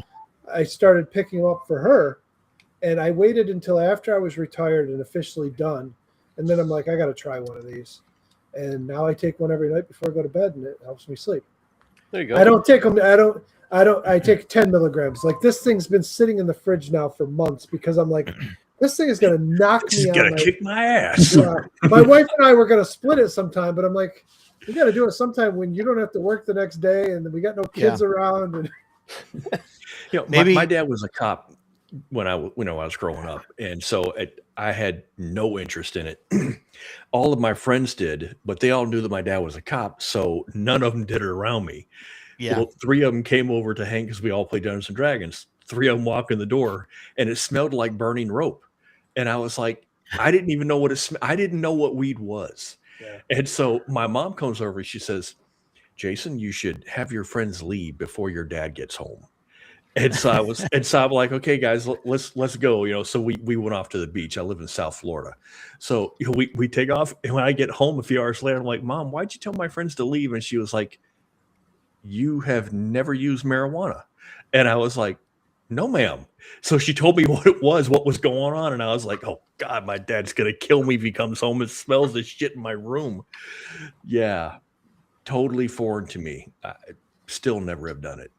The thing about it today, though, it's if you're somebody like, I got a buddy of mine he's a big drinker. And I told him one day, I'm like, you should probably just give up the fucking booze and get some gummies or something. It's way better for you. Yep, it's not going to kill your liver. It's not going to kill your liver. It does, but yeah. I don't know.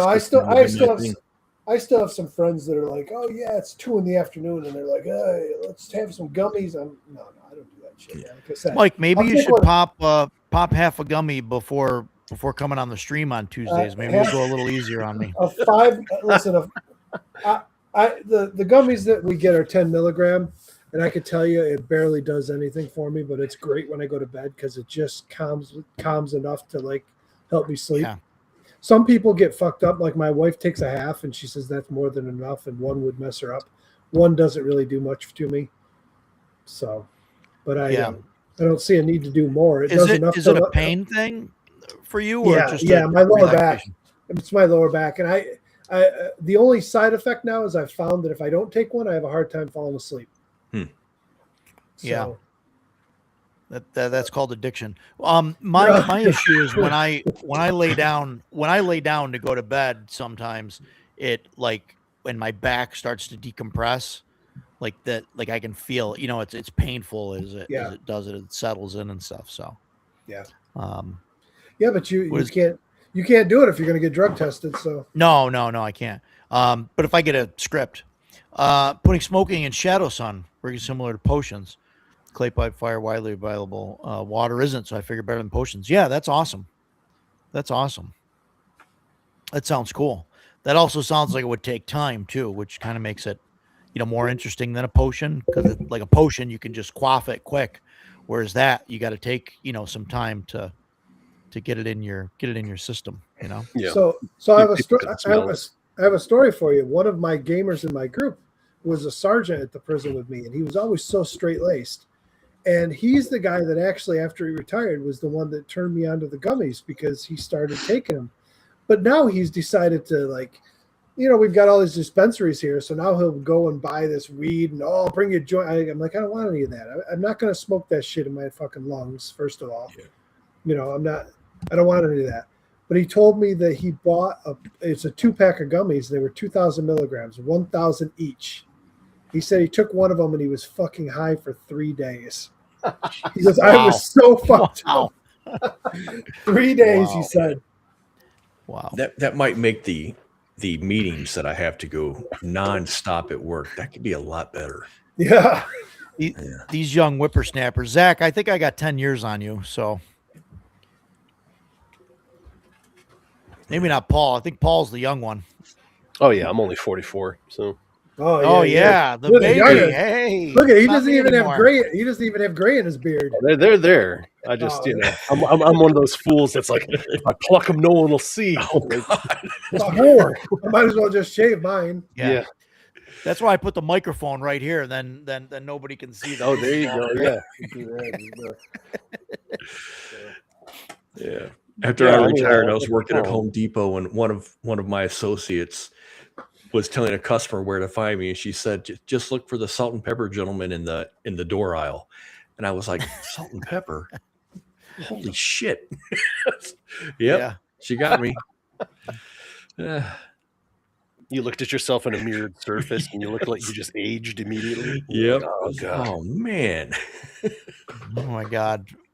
Zach wants to talk about bidets. The days. Bidets, yeah.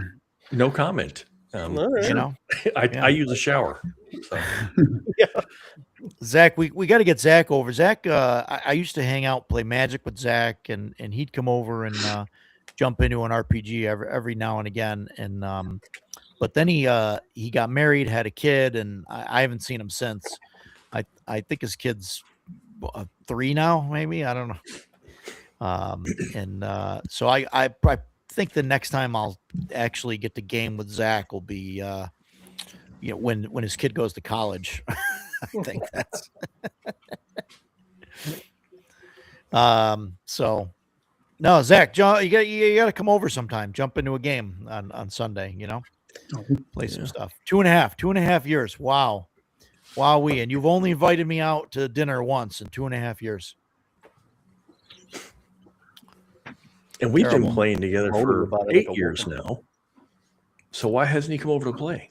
It's been 8 years. Oh, well, we didn't. Oh boy, here we go. We didn't talk. 7.5. We didn't talk for a while. He did some things while gaming a long time ago that then we kind of had a falling out. So All right. he was trying to set a plastic water bottle on fire in my basement. That was He was a young kid screwing around, Okay. That's how long it's been since he played Magic. 2.5 years. Jesus. Roger, is it bad that Auburn has Prison City Brewery, and their their most famous beer is called Mass Riot? That's not great. That's not great.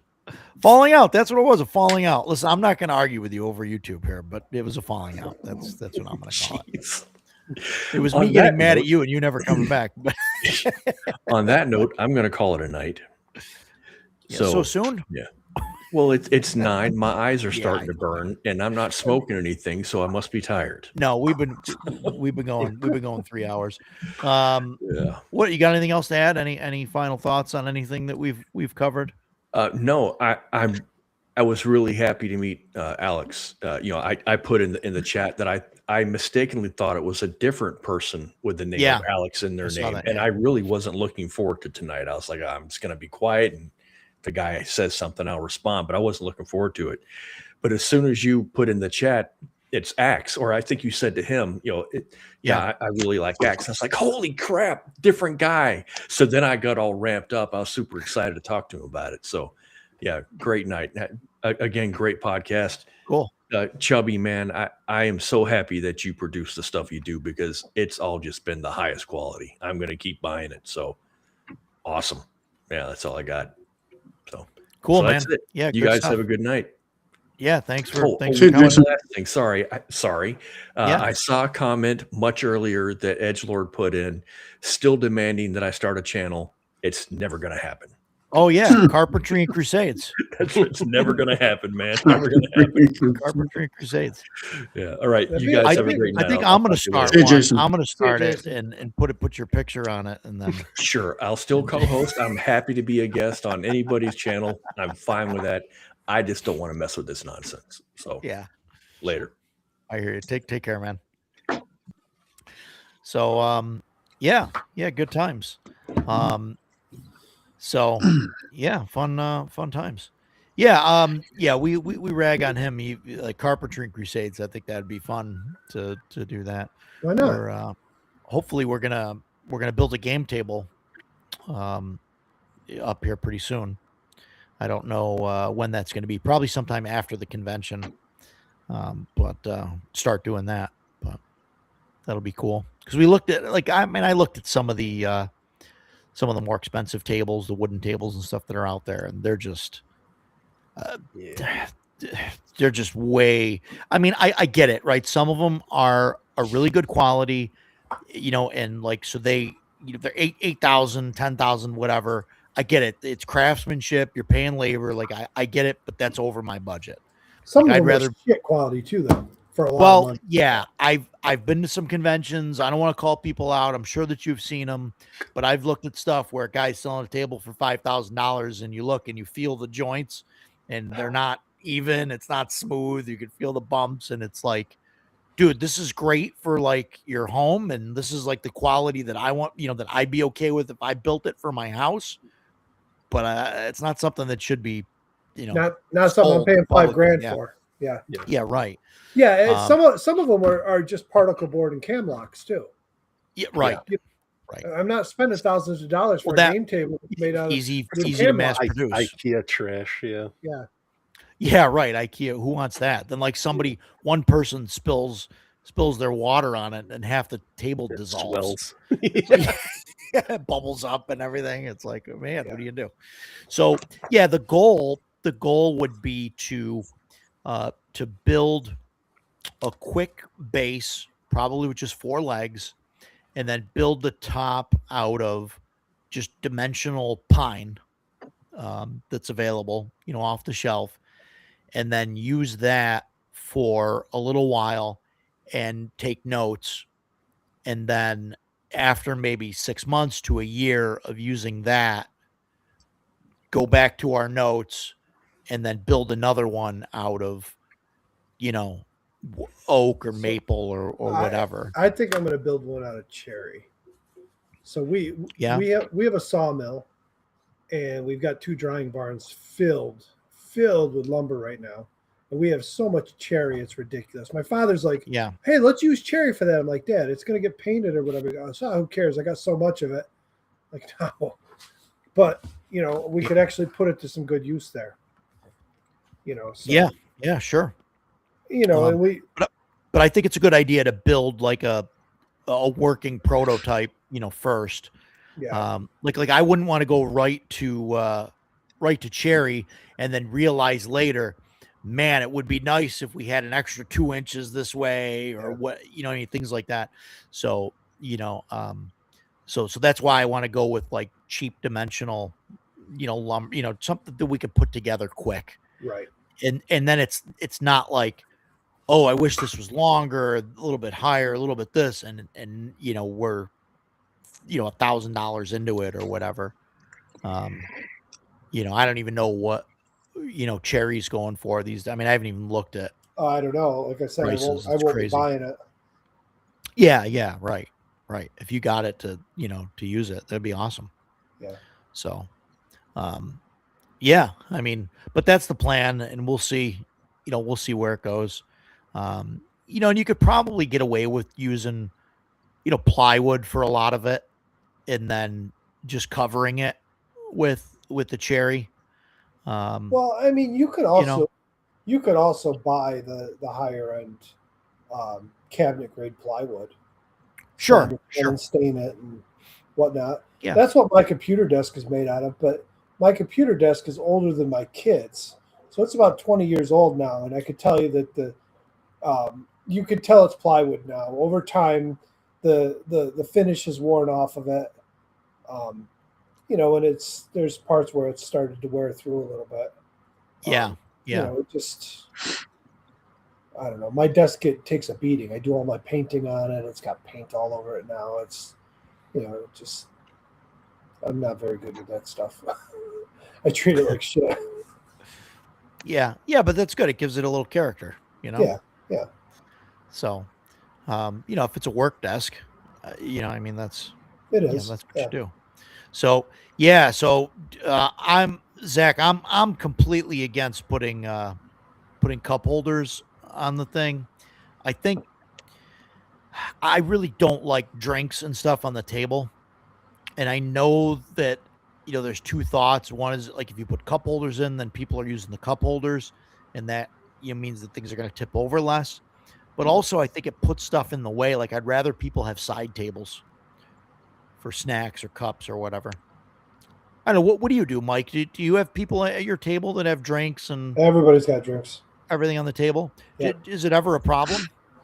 Hasn't been, but it could be. I mean, I use neoprene battle mats. If somebody spills a beer all over it, I'm just going to wash it and hang it up Yeah, and let it right. dry Right. and whatnot. And, I'm more worried about the books. Yeah. Yeah. I mean, where I sit, nobody's going to spill any drinks on my books. If they're spilling drinks Right. they're spilling on their own books, if anything. Yeah. right. So, Right. but I can see why cup holders might be a way to go. If it's a cup holder that's set into the table so they can set their drink into it and they're not spilling it. Yeah. I think I kind of like the ones that like they have some that are built into the top edge. I think I'd rather have the ones that kind of like slide into the groove. Yeah. I know Like what you- under, like lower down. Yeah. Because then they're not like right there. Like I feel if they're right there at that edge, like people leaning over the table to grab a mini or something, that you'll bump into that stuff. Hey, Ducato, I wanted to show you something. You want to see something fucking weird? I printed both of those towers. What See the fuck? See the difference in size? Yeah. Why is one bigger than the other one? I don't know. I don't know if the default for the regular tower was only 28 millimeters and the default for the other was 32. What is normally the default? Like- So, Well, if that depends. 28 or 25, probably. No, on printable scenery, 32 is their default. Oh, really? Yeah, because if you go and look at their sizing guide, they show all these different sizes, and they've got 32 at 100%. And then you scale it down for 28 or scale it up, So 32 is their default, which is good because I'll be honest, with terrain, if you're using minis with it, 28 millimeter terrain with 25 or 28 millimeter minis gets kind of tight sometimes. Yeah. 32 I've made that mistake like when I've bought stuff because it's cheaper to get to 28. Yeah. But then it doesn't fit right. Like I bought some ruined castle pieces from their previous Kickstarter, and I actually gave them away to one of the guys in chat. His son plays bolt action. I was like, "Here, take these. I'm not going to use them." Yeah, so I print everything at their default setting, which for their new stuff is always 32, but some of their older stuff might have been 28. I don't know. Well, I chose 28 specifically. Solid wood board game table for 4 to 6 players, $500. Yeah, my buddy got that. Like, I forget if it was a Prime deal or whatever, but he got it for like 300 something. So it's is it good? Yeah, it's pretty solid. When we go there to play on Sundays, yeah. For the it looks pretty small though. Yeah, no, it's not gonna. No, it says 4 to 6 players. I'm gonna put the link in the chat, but Zach is building a whiteboard. I love having a whiteboard. I would definitely have something there to, that can inset, that I can draw on. Right. Probably without a grid at this point, but have something available to, that has a grid. I'm kind of moving away from using a grid right now, but.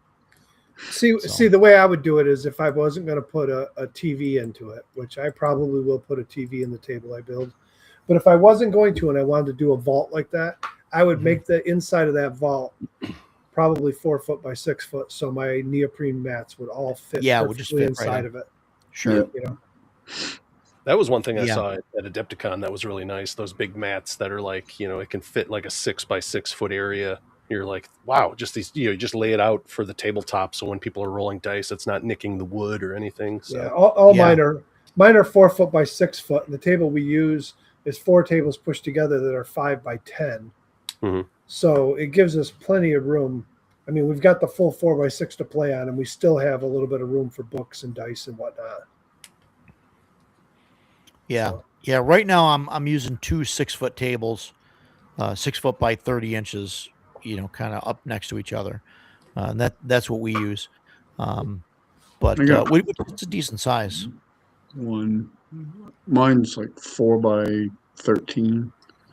Yeah. Wow. Mike, yours is pretty big too, right? 5x10. Yeah. Wow. And how many players do you have? At the moment, 4, but when we start our 2-week game, looks like we're going to have 8. Yeah. Okay. Yeah. So What, Yeah, I've Stan, had how 8 many? or 9 of mine. we've had Well, we- no, my campaign now we have 5, but we got 2 of our regulars are kind of out, so I'm down to 3. Oh, wow. Yeah, yeah. Oh, Let's see. that's One of a them, lot of table. he's had a lot of family stuff going on, so he's hasn't been very regular lately. I don't know if he's coming to the next session or not. But my buddy that I've been gaming with for a long time, his family, they're the ones that bought the event center, so they've been busy as hell with that. So he hasn't been in quite a while. So, and I just talked to him the other day, and he's like, "Yeah, probably not going to be back anytime soon because it's just crazy." I think bar height. I think you got a good idea. He's saying so it's comfortable to move minis without hurting your lower back. Yeah. But I think I start thinking about the chairs. Like it's easier and cheaper to buy chairs, for For a a regular normal table, a 30-inch height table or whatever, Yeah. Yeah. than to have to buy, bar. Because what are you going to sit on? You're either just going to have bar stools or like your chair selection drops dramatically. I think. The way we actually set it up now with 4 players is I'm on one of the long ends by myself as the DM. And then on the 2 small ends, we have 1 player on each side. And then opposite me, there's 2 players. And the reason I did that is because, I'm right there. I can reach everything on the Yeah. table from there. Yeah. Once I go up to 8 players, I'm going to have to shift around a little bit to make more room for people. But I don't know. That's why I'm still figuring out how we're going to build the table because I really want to be able to accommodate for the full 8 players. Yeah. If I only had 4 and was only ever going to have 4, it'd be easy to make a table. Yeah. What's counter height? Counter height's 36. 30, I believe. No, Is it 36? it's got to be. It's higher than a regular table. Yeah, it's got to be maybe 36. And then a bar height's probably 42. Yeah, counter height's 36. You're right. Okay. So Look yeah, at that. or Dan, get like 4 of those adjustable height tables. Use them as your base. Set them all together, and then you can just have you push a button and the heights go up and down to whatever you need it to. So yeah, for skirmish play maybe. Yeah, because Yeah. I've seen them. They make them for board gaming, and I was like, yeah, if you do maybe skirmish level, it's going to suck if you're trying to do anything bigger though. Yeah, right. But I could definitely tell what he's talking about though. Yeah, especially when you're sitting there measuring and doing all that, it takes a toll on your back, especially if you're old and fat. That'll happen. Yeah, well, nobody here is that. No. We're spry. Yeah, spring chickens we are. Jesus Christ! There's a table on Etsy. I Oh. googled Oh, I googled D&D table with 65-inch TV, and it came up with an Etsy one. Looks nice and all for 12 grand? 15,000. 15. Jeez. Buy 2 of them. Oh, here's one for 20 Yeah. with the Yeah. with the TV that sits on top of it. Yeah. There you go. Yeah, that's great. There you These go. people have lost their minds. Well, I mean, that's just like think about the labor and stuff. That's what it is now. Like think about like for me, right? Like I think about what I would have to do. Like for me to charge like the time it would take and the labor would I have to charge people to make what I make to go to work every day? Like, I wouldn't want to make less than that. Why would I want to make less than what I get paid to go to work every day to do it? Right. So, I mean, and it'd probably take me twice as long, to do than a carpenter, or somebody that's, doing that sort of thing every day. I mean, so, I'd have to charge just as much. Or, I mean, I get that it, probably I wouldn't get the sales, but you wouldn't need the sales. You just would need to sell one once in a while.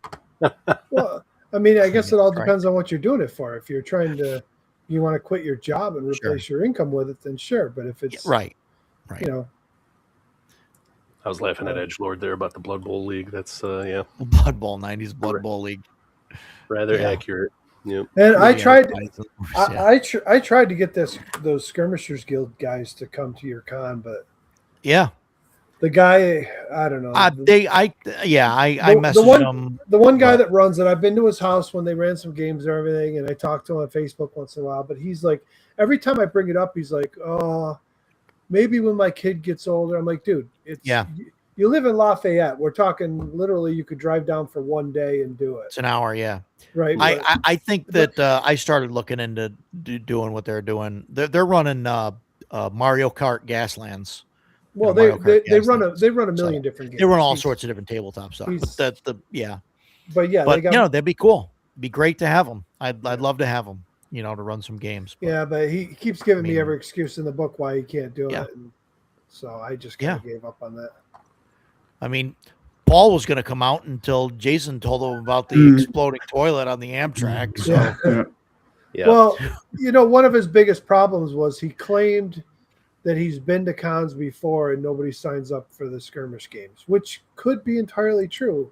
Yeah. I mean, it depends on what con Yeah. you're going to, I guess. sure. Yeah. Yeah. Absolutely. I get it, but I guarantee, look, I mean, we already got signups for Mario Kart Gaslands. I know. I mean, That's I told him, I go, if you bring that thing and you promote it on the page leading up to it, you'll get I've people mentioned it sign to up. people. I've got like 4 or 5 people that would instantly want to play that. I mean, listen, I've got Frostgrave 1.0 books, a whole bunch of them sitting here that have never been used. I mean, Same. if somebody was running Frostgrave at your convention, I'd consider like jumping in a game and playing it. Yeah. And the Frostgrave is super simple to pick up and everything. I mean, it's great. I mean, I play Rangers of Shadow Deep. Oh, yeah, I've got it's Rangers of awesome. Shadow Deep. I've got Frostgrave. I I've bought got the Ghost. Yeah. Do you do the solo mode, Roger? Is that what you do? Yeah. I've done solo, and then I've done it. Like, I started playing it. I was doing it on Sundays for a little while before our gaming, and so then Jason started showing up early, and so he played a couple times, and Joe played a couple times, and so I just kind of give them Rangers that I had already made up. To be honest, I'd like to convince my group to try it because I bought, the folio and Yeah, I get. the first edition book, but I also bought this just because as soon as I saw it come out in the setting, I'm like, yeah, it's fucking pirates and jungle. I gotta have that. It's cool, yeah. But when I went and met those guys, I played some games there, and when I showed up, one of the guys was like, he goes, yeah, I work over at a UPS store, so I printed these up and bound them for you. So Rangers of Shadow Deep with some other stuff, with whole bunch of loose leaf stuff, and then this is not a test. Okay. Which is like a Wasteland it, game. And then the Wasteland companion for it. And I'm like, nice. yeah, I would love to play this stuff, but none of my guys want to try any of it. Yeah, right. Rangers of Shadow Deep is fine. I don't think it doesn't have a whole lot of stuff going on with it. Well, I mean, it's a skirmish type of game. Yeah, but you know what? Half these fucking guys these days, when we talk about D&D, all they want to, you get in half these games now is all they are is dungeon crawling.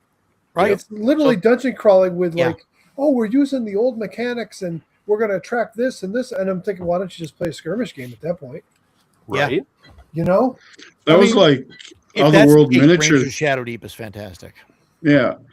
I've never played it, but I have because I like Otherworld Miniatures, and they're out of business now. But you can get their models from other companies. But they came out with a skirmish game, and that was their whole premise. Was like, we just get you to the dungeon crawl. Like, just get in there. Like, we're skipping Yeah. all the other stuff that goes along with. If you want to do that other stuff, they're like, go play a role playing game. Like, that's what it's Right. there for. But Yeah. Right. this is just to get you in to the actual exciting part of it. So That was Yeah. what was Neat great to get. about the first edition Warhammer Quest. That's pretty much what it was. It was like you had Yep. I charts have and that.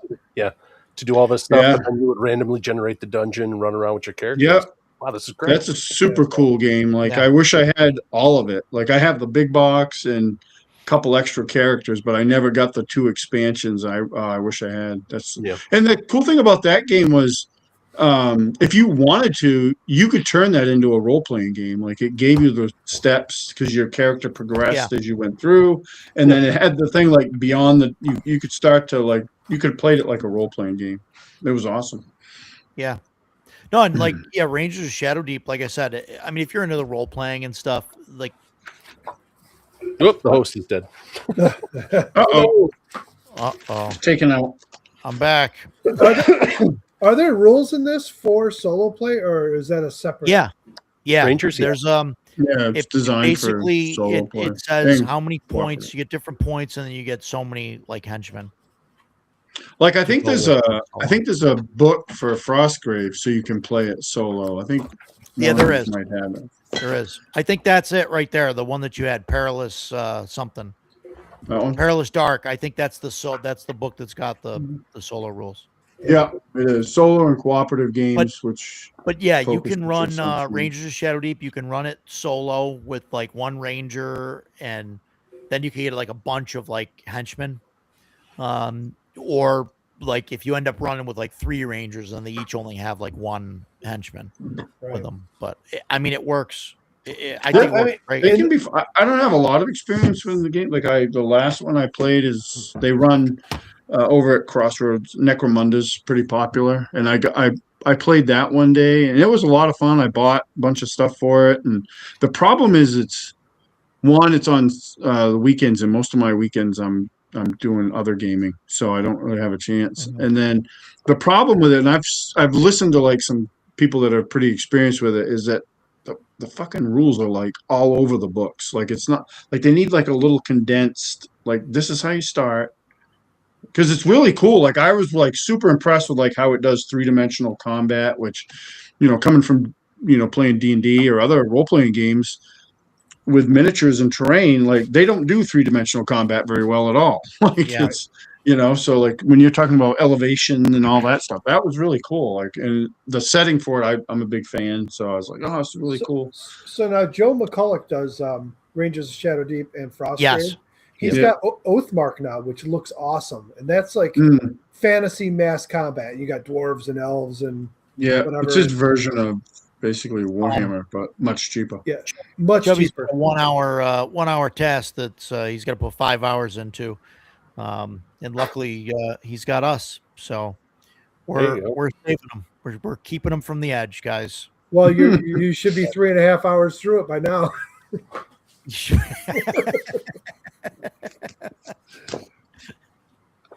So we're here to help, Chubby. We're here to help.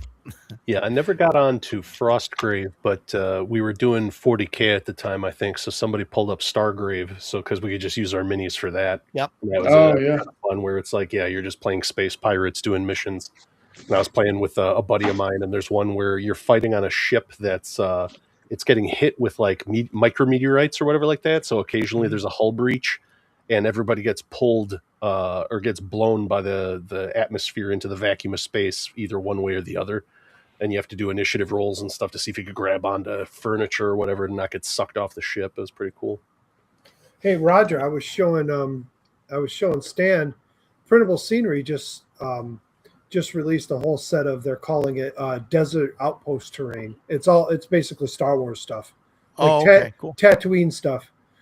And Yeah, nice. So I own the stuff through Terrain Tinkerer. Terrain Tinkerer was it's a separate company, and they had a Kickstarter, and you bought into it, and you could add all your printable scenery stuff to it.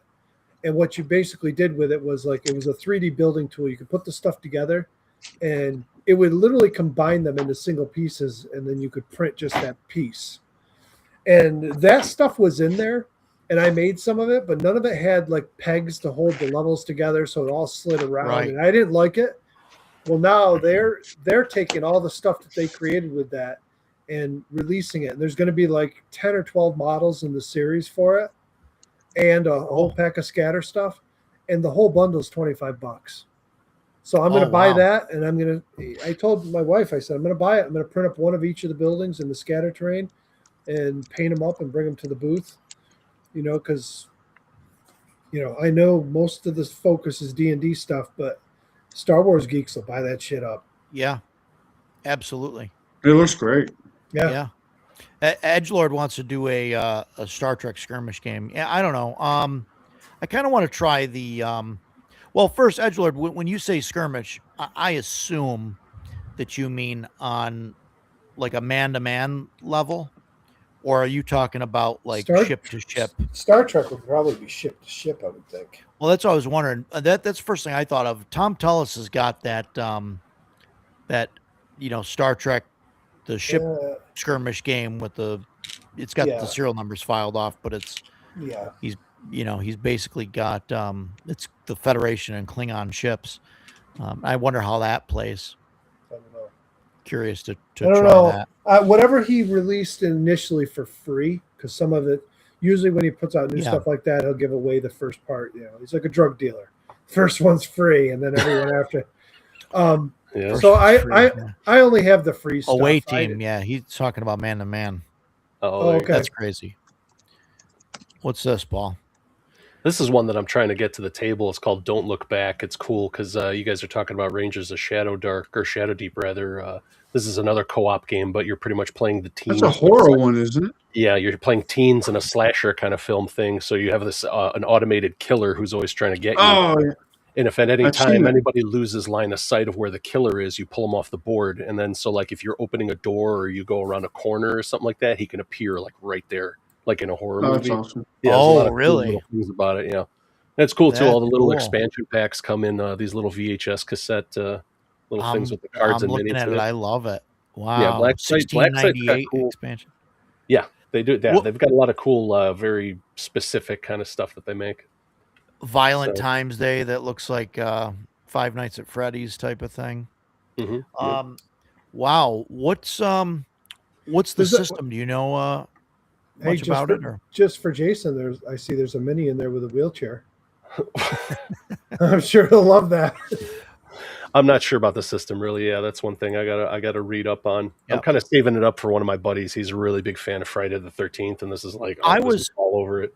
So yeah, I was unsure about Rangers of Shadow Deep and Frostgrave, and that's like when I first looked at the system, because I thought that it would be too swingy.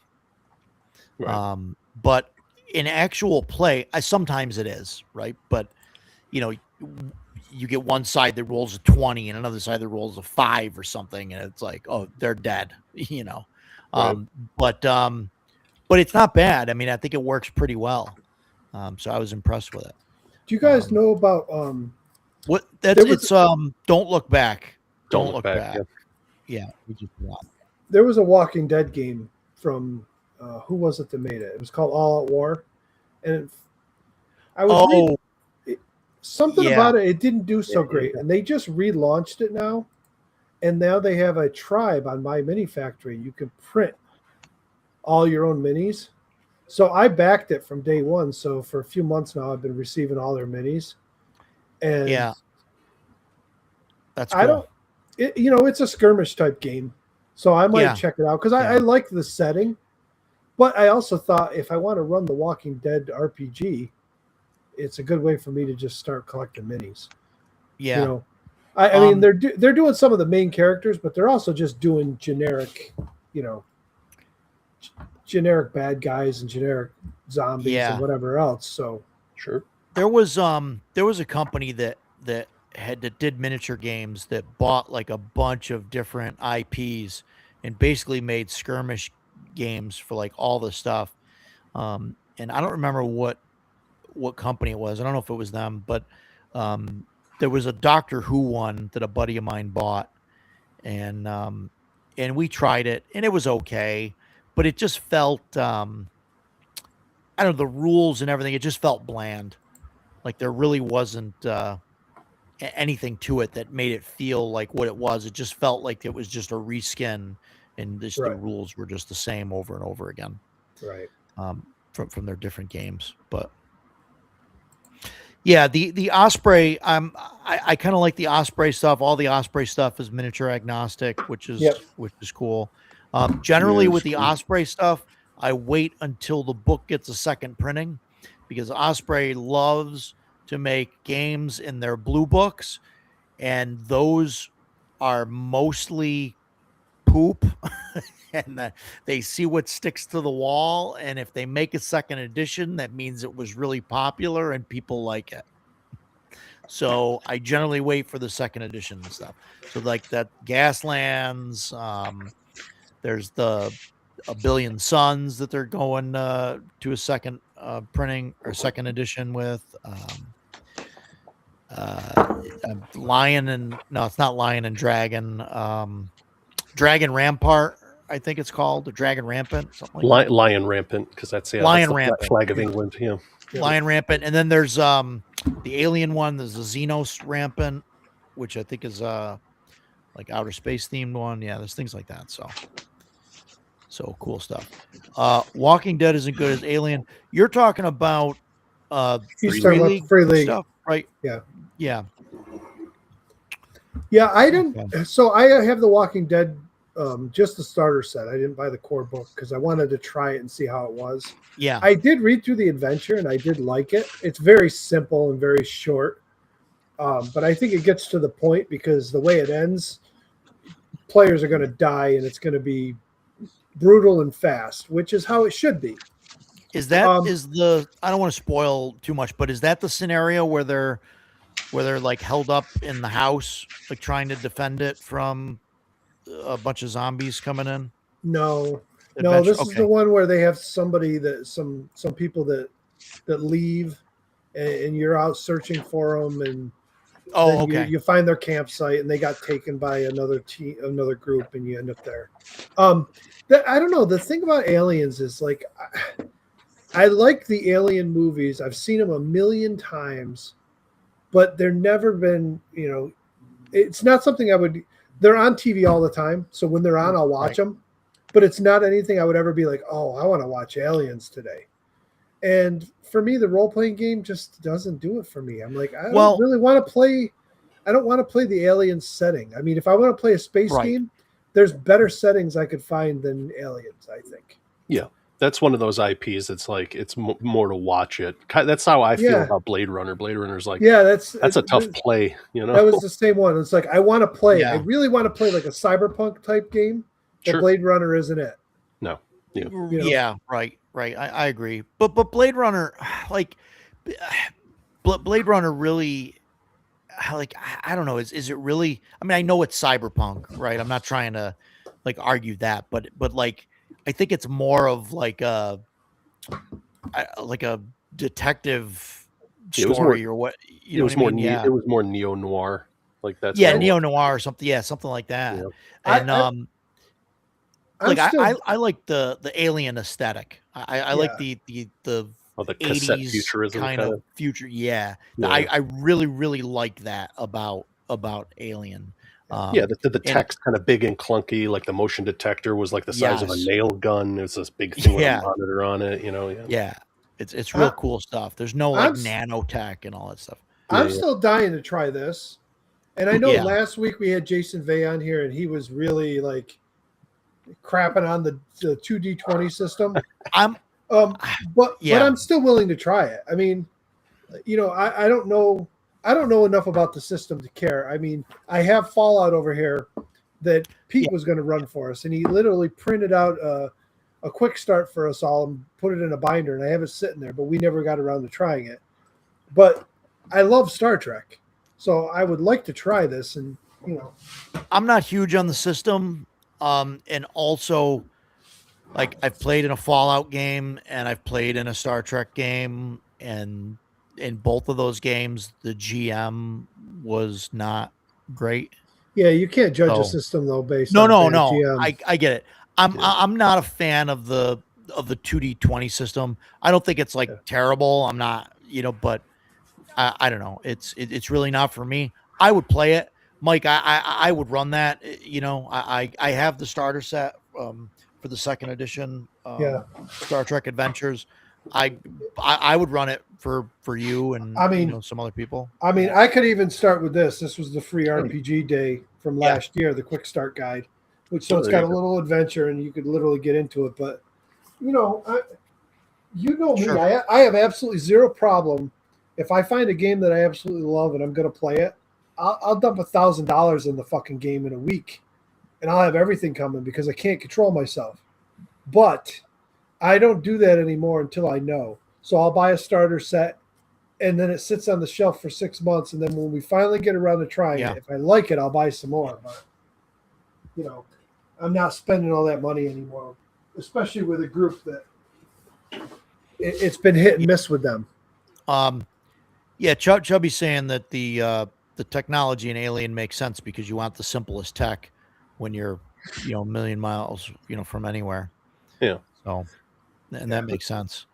That was always Ridley Scott's strength, was making the setting feel real and lived Yeah. in. So that's why everything was like, oh, okay, yeah, CRT monitors, this kind of stuff. I can understand that. Yeah. So And there's a huge difference between Alien and Aliens. I mean, the aesthetic's the same, the world's the same, but Alien is horror. You're being hunted, and then Aliens is your special forces. You're the ones doing the hunting now, type of thing. So I know I'm gonna get a whole lot of hate thrown at me for this one, but I like Prometheus better. I didn't hate You know- it as you know much why? That right as there, yeah, most people screenshot did. that. That's you're You know- insane. Do you know why? You need to Because lay off the gummies. Yeah, there you go. do you know why? Because it's not entirely set on a ship. Sure. That Sure. was part of why Yeah. I liked it. I can see that. Yeah, I said from the get-go I was going to get all kinds of hate. I know. Yeah. It wasn't so much Yeah, hate. yeah. We were just like befuddled. Yeah. We were like, Yeah. why? Yeah, I was like, what? Why? Yeah. What? Yeah, I don't know, Mike. I mean, it's not it's Because definitely not the best one. But listen, if you think about it, the whole movie was a D&D adventure. They drop down on the planet. They're searching through caves. They're looking for all this shit. They find the ancient. It's different. It's a totally different movie. It A shouldn't lot of even. movies like that, though, you can make that Yeah. equation, which is nothing No, wrong with that. Like No, I I do know, that all I the know you time. can. I'm just saying that they really shouldn't even be part of the same series because they're so different. Yeah. But yeah, I don't think. But it's just like with D&D where people trash on a certain edition or whatever. The movie's not as bad as people make it out to be. It's just not Aliens, so they shit on it. yeah. It's just like 2E doesn't have Gary Gygax's name on it, so Roger here has we to go. shit on it. No, I didn't. This one will give me some flack probably. I didn't think the new Alien movie was that terrible. I think With yeah. Yeah, Yeah, I think. Oh, is that I the think Hulu what one? really the new one. I think what really got me is that they went back to like practical effects and everything, and so like it had that nostalgia thing for Yeah. me, and I think that's what did it for me. I think I watched that. I liked it actually. I mean, there The were one I crap haven't- parts. Some of it was Yeah, shit. I but- mean, I got no problem saying some of it was shit. But the All right, only one I absolutely. think that I really well, there was one that I'm thinking. Well, they cross over. I was thinking of the Predator stuff. Later, Dan. Thanks for Yeah, Dan. coming. Yeah. I played the Aliens role playing game once, and I really liked it. And one, I'm a fan of the movies. Especially the second one, Aliens, is just. I mean, it's not a horror movie; it's an action movie, but I love that movie.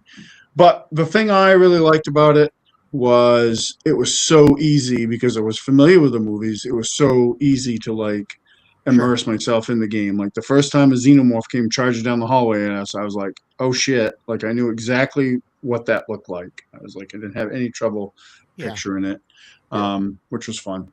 But Yeah. I would play it again. I bought some of it. I didn't buy a lot of it because I just I'm a player, but I bought, the core book and the starter box, and Yeah, I have it. Yeah, I I like really it. want to run Destroyer of Worlds.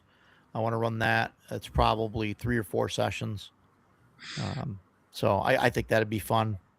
yeah, I to would like run. to do a longer thing. I'd like to do a longer thing with a lot of games, because I think now a lot of games now are more towards like, or at least the ones I get involved in are like, we're all just going to die at the end, which I don't mind that. Like I'm a big Call of Cthulhu fan, so if you die, Yeah. that's probably the best ending you're going to get. But I also like stuff too that isn't always that way too. So like, because I think in some regard we've gone too far the other way. But Yeah, I think that's part of All right, why. we can go now. Chubby finished his No, thing, good. so he doesn't need us Nice. anymore. Our work Get here is hungry. done. Yeah, I Mothership don't- is great. I don't know anything about Mothership. Mothership's I like good. Mothership. good. Yeah, Mothership's a good game. Simple it- game to play. Is yeah. it just a generic space setting? It's mostly it's sort of geared toward like an alien clone, but they left it pretty generic. Yeah, Well, Like the thing, classes and stuff. Yeah, It's originally it alien. was very Alien clone, but that game has Yeah. so many books for it and modules that you Yeah. can't really find anything. like there's Yeah. like I've played it a few times, and like the one adventure we did, another bug hunt clearly was aliens. And I mean, and that's not a Oh, yeah. complaint, because it was fucking awesome. That's Like- definitely Aliens, the movie. Oh, Aliens. heavily. It's- Yeah. yeah. Huge. And it was a blast. Like, because like you have your different character classes. I think there's like 4 different ones or whatever. I was a Marine, and then just through random rolls I wound up with like the best like heavy power armor. At the same time, I'm reading like Warhammer 40K books, so like I'm like playing him like he's this space marine commissar dude, like executing guys not doing their job, and Yeah. putting them out of their mercy and out of their misery and stuff, because they were all frigged up. It was great. Like, but the game is tough. Like the very first alien we encountered, I was literally the physically toughest character on the board. It hit me and nearly killed me in one hit. Like, if I didn't have the armor on, I would have been dead. Like, that's the only thing that saved me, because it fucked me up. But it was great. And then I played it again. I played a one-shot too that was fun, but it wasn't Alien. So we were basically friggin' what the hell were we? We wound up on this planet thing, trying to figure out why the hell they weren't shipping back the stuff they're supposed to be shipping back, and it was this whole big thing. And we tried to escape, and that didn't really happen. So Yeah. It's funny. Who was it, Chubby, that said earlier something about you want the low technology when you're in deep space? Mhm. So yesterday while I was painting, 1:00 p.m., I turned on the NASA live stream when it started, and I watched it all fucking day.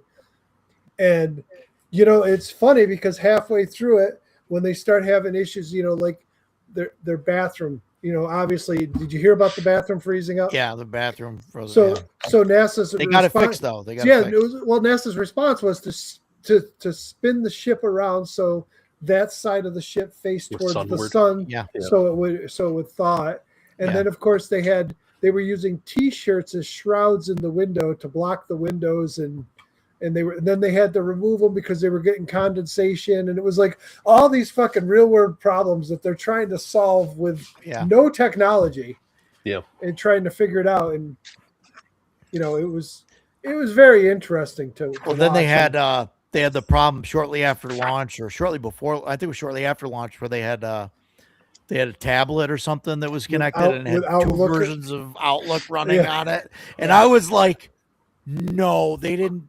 This thing isn't controlled by Windows 11, is it? Like, oh Probably. man, they're Yeah, never I coming mean- back. Wasn't Chubby, there- thanks for coming, Chubby. maybe It's it was good just to a have you. Glad movie. we could help you through work. Wasn't it the movie Good stuff. Apollo 13 where they did that, where it was like something happened and they went to the ground crew, and they like just dumped this box of parts, and they're like, all right, Yeah. you need to figure out how to What they fix have. that, and this Yeah. is what they have. Yeah. With this, And I was like, yeah. oh, that was really cool. Yeah, And that's how they that's- actually did it. Yeah, Yeah. the Because they stuff couldn't they're like, figure out. You I need to just- tear the cover off this manual to make a Yeah. seal for this. And, you know. Yeah. I just can't wait Because it till was a they- different thing. The scrubbers and everything were completely different because the lunar module and the orbital craft there were made by two different. One was like One was Northrop Lockheed Grumman, Martin, there was and one another was one. Northrop Grumman, something like that. Yeah, yeah. So I they were, just you had like a can't- round filter and a square thing. I can't wait to see the full photo and video dump when they get back, though, because they started it's gonna be releasing awesome. photos today. And I mean, think about it. Yeah. We're you take a 400 millimeter zoom lens and you take a picture of the moon from 300,000 miles away, and it looks great with Yeah. a 400 Yeah. millimeter zoom. Now think about being 4,000 miles away from it with that Yeah. same lens. Yeah, it's gonna be Yeah. awesome. Well, they remade that shot of the Earth coming up from behind the moon, and it Yeah, looks the Earthrise. different. The Yep. Earthrise, yeah, because Yep. it's Yeah, like 60 something years later, so Yep. it looks entirely different. So Yeah. yeah. But part of that, That's people cool. are like, well, the land masses look different. Well, yeah, you're looking at a different spot of the Earth Yeah, it's not the right same, now. yeah. It's on a different, but I can't wait till we get to Artemis 4 and we they got to film the 10th fake moon landing. as I was joking around with them, I was like, "Oh, the Artemis mission when we're finally going to get to the moon," and people are like, "Ah." Yeah. you would think with the live stream and everything that it might settle some of that down, but it just makes it worse. Oh, it won't. These- It'll make it These worse. people are just like, oh my It'll god. make it worse. When you're watching the video that is literally being broadcast 300,000 miles, and then you get artifacts in the video, and you get color splotches, and they're like, see, it's a green screen. Yeah. Oh my god, guys. Yeah, That's what- green screen. You can That's see what it. they want you to Yeah. believe. I know. That's what they want you to believe. Yeah. Yeah. Yep. I Mike don't know, spoken like a shill for them, Mike. I just don't understand when becoming absolutely ignorant and stupid became in vogue in this country. Listen, I want to join the Flat Earth Society and get a Randy Crockett just mentioned that too. Flat Earth people must be losing their minds. Why? You look at the picture; it's clearly flat. It's a disc. But no, I want to join Flat Earth Society. I want to get a patch and put it on my vest just to be contrarian. I don't care. I don't mind going around saying the Earth's flat. Like I don't think there's anybody that is in the Flat Earth Society that actually thinks the Earth is flat. You don't think so? I think No, I think they're just in it to be contrarian. Honestly, I think that's what it is. Really, I mean, you really think that there's people that actually think the Earth is okay? I mean, Right. so 10%. Roger, 10% can't be more than 10% of the Roger, people. in 2025, we had the first giant outbreak of measles that we've had in how long? We've just become stupid, and we are anti-science on everything these days. Yeah, no, I mean, so I do get believe it. some of these people believe that. I get it. I do. I get it. But come on, there's no way. Like 75% of the people in the Flat Earth Society's got to be in it just because they're contrarian. I mean, am I the only one that thinks that? Australia is a lie. Australia is what you saw on that moonrise. Allegedly. Allegedly. Oh yeah, you're right. Okay. Yeah, I mean, really, you really think all those people are that? Did you ever take the time to watch that one guy? I forget what it is, like Flat Earth Dan or whatever, talk to the one scientist who was just debunking everything that he said. It was like 45 minutes of that scientist for just insulting him outright. Right. If it's the one I'm thinking of, it's hilarious to watch, but also, look, I go through this with the RPG stuff, and I know that I'm not great at it, right, either, you know? But if you're going to get in somebody's face and say, you're stupid for this, this is dumb, you're an idiot, you're a moron, they're never going to come around to your side, man. Like, you got to... Yeah. Like and the guy's doing it for views and like all that stuff, and it's hilarious to watch. You know what I mean? Like, no, you moron! It's this right here. Look at this. Obviously, you know. But that's not how that's not how a debate should happen. You know what I mean? Like, well, no. I get it. As soon as debates turn into name calling, you've just lost. Sure.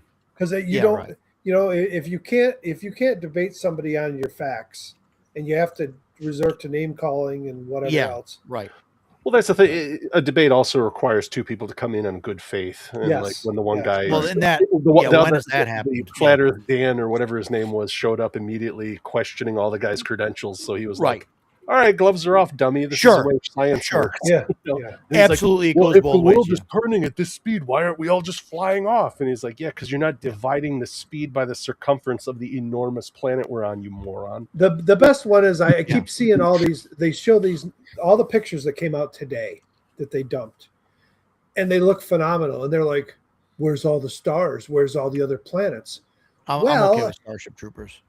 Well, I go, tell me you don't know how a camera works without telling me you don't know how a camera works. You don't know how the solar system's laid out.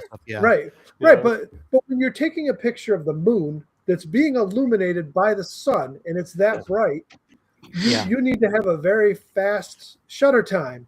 Yeah. And therefore you're not going to see, those stars and these people don't realize that light coming through is millions of years old. Literally has traveled millions of years to get here. And it's I don't know. It's got to be like Star Wars 7 when it shoots that laser and blows up all the worlds. They're all next to each other. That's how they're always like in the same shot. You never. Yeah. That's the level of intelligence you're dealing with. Yeah. So it's like, you cannot reason with them. Yeah. I've been nerding out here this week because I've always been a big science guy and I love this shit. And this was like, finally we're doing something. All these missions. Listen, let's be honest. Well, one. Let me say this. I want to say this. This is an amazing time for a couple of reasons, right? One, we're going back to the moon, but part of it. This is like one of those things that very few things that has actually transcended the political divide in this country.